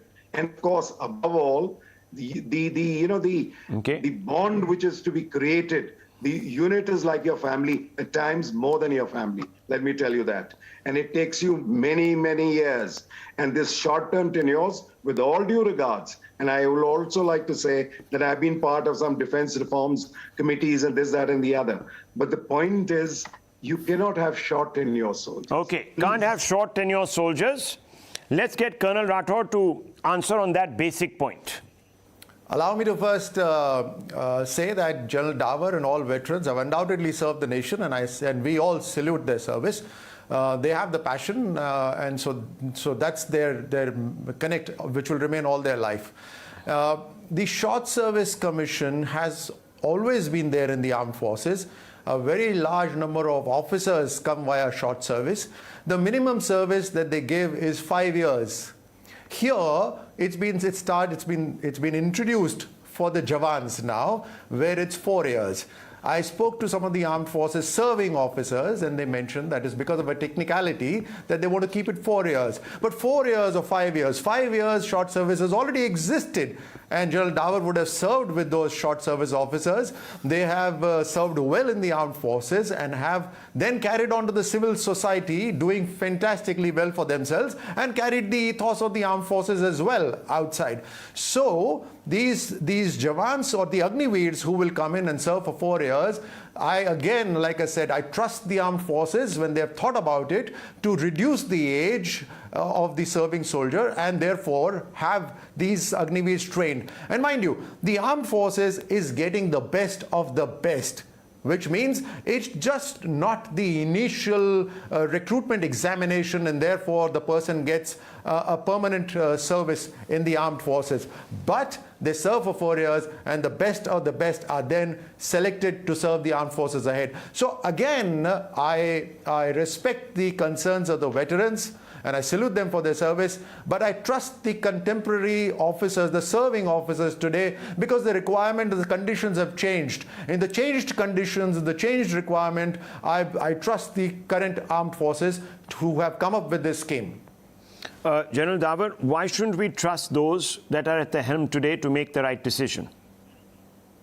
Totally agreed. Who told you that we don't trust? We not only trust them, we respect them. And we offer all our best wishes, and if I can use the word, blessings of the old timers for our senior hierarchy and all those who are serving. They are the ones who are protecting the country, not me. I can only wish that I could do something. But having said that, we all love. We are a family, my dear. We're like a very, very old family. We respect and love them. But the point is, I'm given to understand, and pardon my, my inputs are all only media based, and that's about all. And what I'm given to understand is that it is actually pruning the defense pensions bill and nothing else. Okay. The rest is all, it's about pruning the defense pensions bill and nothing else. Colonel Rathod, that's hardly the way to go forward to build a strong army. There has to be a better reason. No, undoubtedly, General Dawar, sir. You and all the veterans, I'm sure a large number would be listening there. I've spoken to the serving armed forces senior officers. I've discussed with them. They've briefed me. I'd like to share some of the main points. Yeah. Number one, which I've already mentioned in my talk today, is reduction of the average age of the soldier, which is presently 32 years. Now, 32 years is not old, but at 32, you are risk averse. You would not take a risk as much as a youngster would take. That dynamic force of a young man is also required, along with the experienced soldiers. So one of the reasons was to reduce the age. Now it will come to mid-20s. Number two is a wider choice of selection for Jawans who would continue to serve in the armed forces. Now, having Agniveer serve for 4 years, they will get better options, the best ones who will continue. Then it's also important that the technology that has to come in, for example, you were giving examples of map reading, etc. So the technology that has to come in to deliver the arsenal beyond a line of sight and various other technology has to come in with resources. And armies, armed forces, and you've been part of it, you would have always been asking for upgradation of equipment, but that did not happen at the speed at which it was required. As another aspect is the people, the Agniveers who would go out are of course being paid a large sum, but also trained, and these people would go into CAPF, which is BSF, police, state police, CRPF, and in civil law and order or various other natural disaster situations, the armed forces would 10 years from now would be dealing with extensions of armed forces. People who would have served in the armed forces would be found when they would be serving along with the state police services. Well, viewers, so you've all heard of these two aspects sides. Are there. I'm sorry, I'm running out of time. You've heard two sides. I think this has been a very even-tempered debate all through, viewers, and it's important because it's a critical matter. I just hope now, after having talked it up this much and placed so much faith in the army, the government doesn't take a step back, because then that would sort of unspool a whole new conversation. I leave it at that, viewers.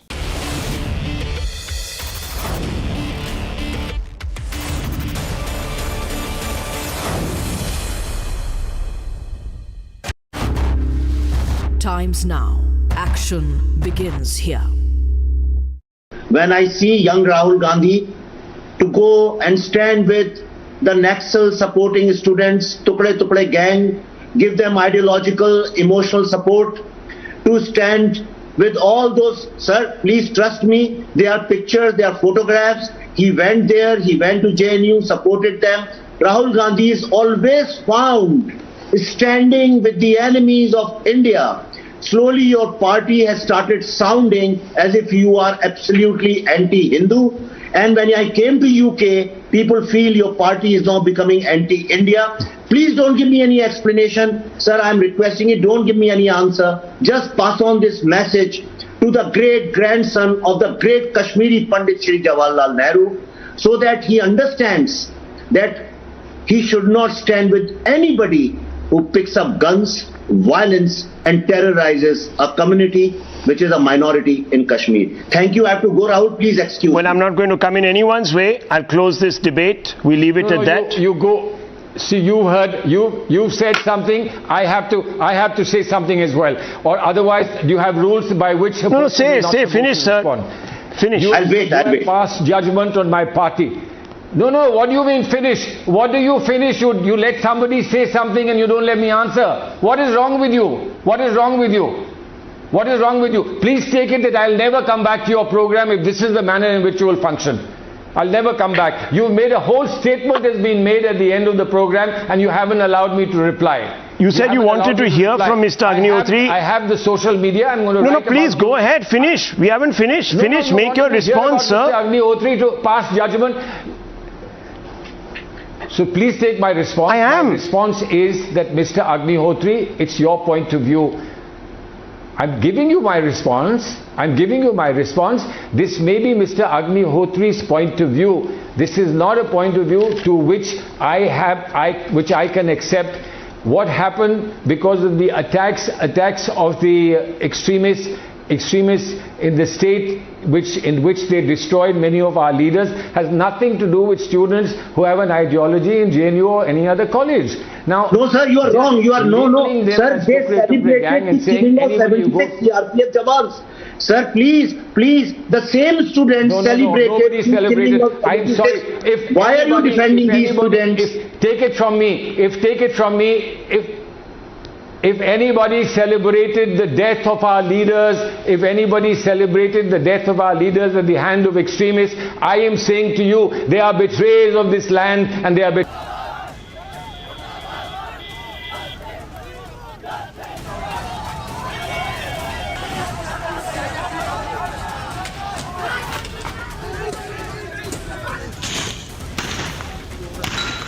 This is the proof that the police have opened the fire, and we can clearly see this is the cartridge here, this is the bullet.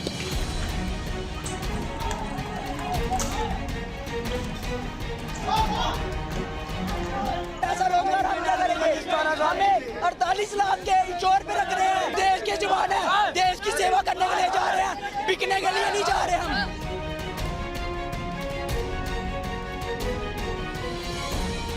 Police वाले को shooting का order किसने दिया? एक बंदा चला गया, शहीद हो गया। शूटिंग में एक बंदा शहीद हो गया, अंदर रखे बेटा। हमारे पर कोई उठाए तो हम नहीं उठाने, क्या चूड़िया थोड़ी पहन के रखे थे।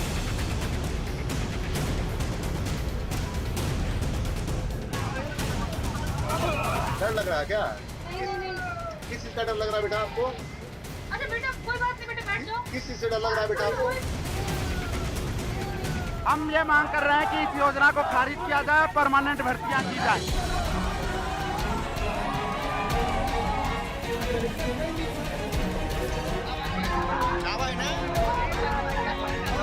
They resisted to leave this place. Their plan was to march to the BJP office here, but they resisted. The police, as you can see, is dragging them because they are showing resistance.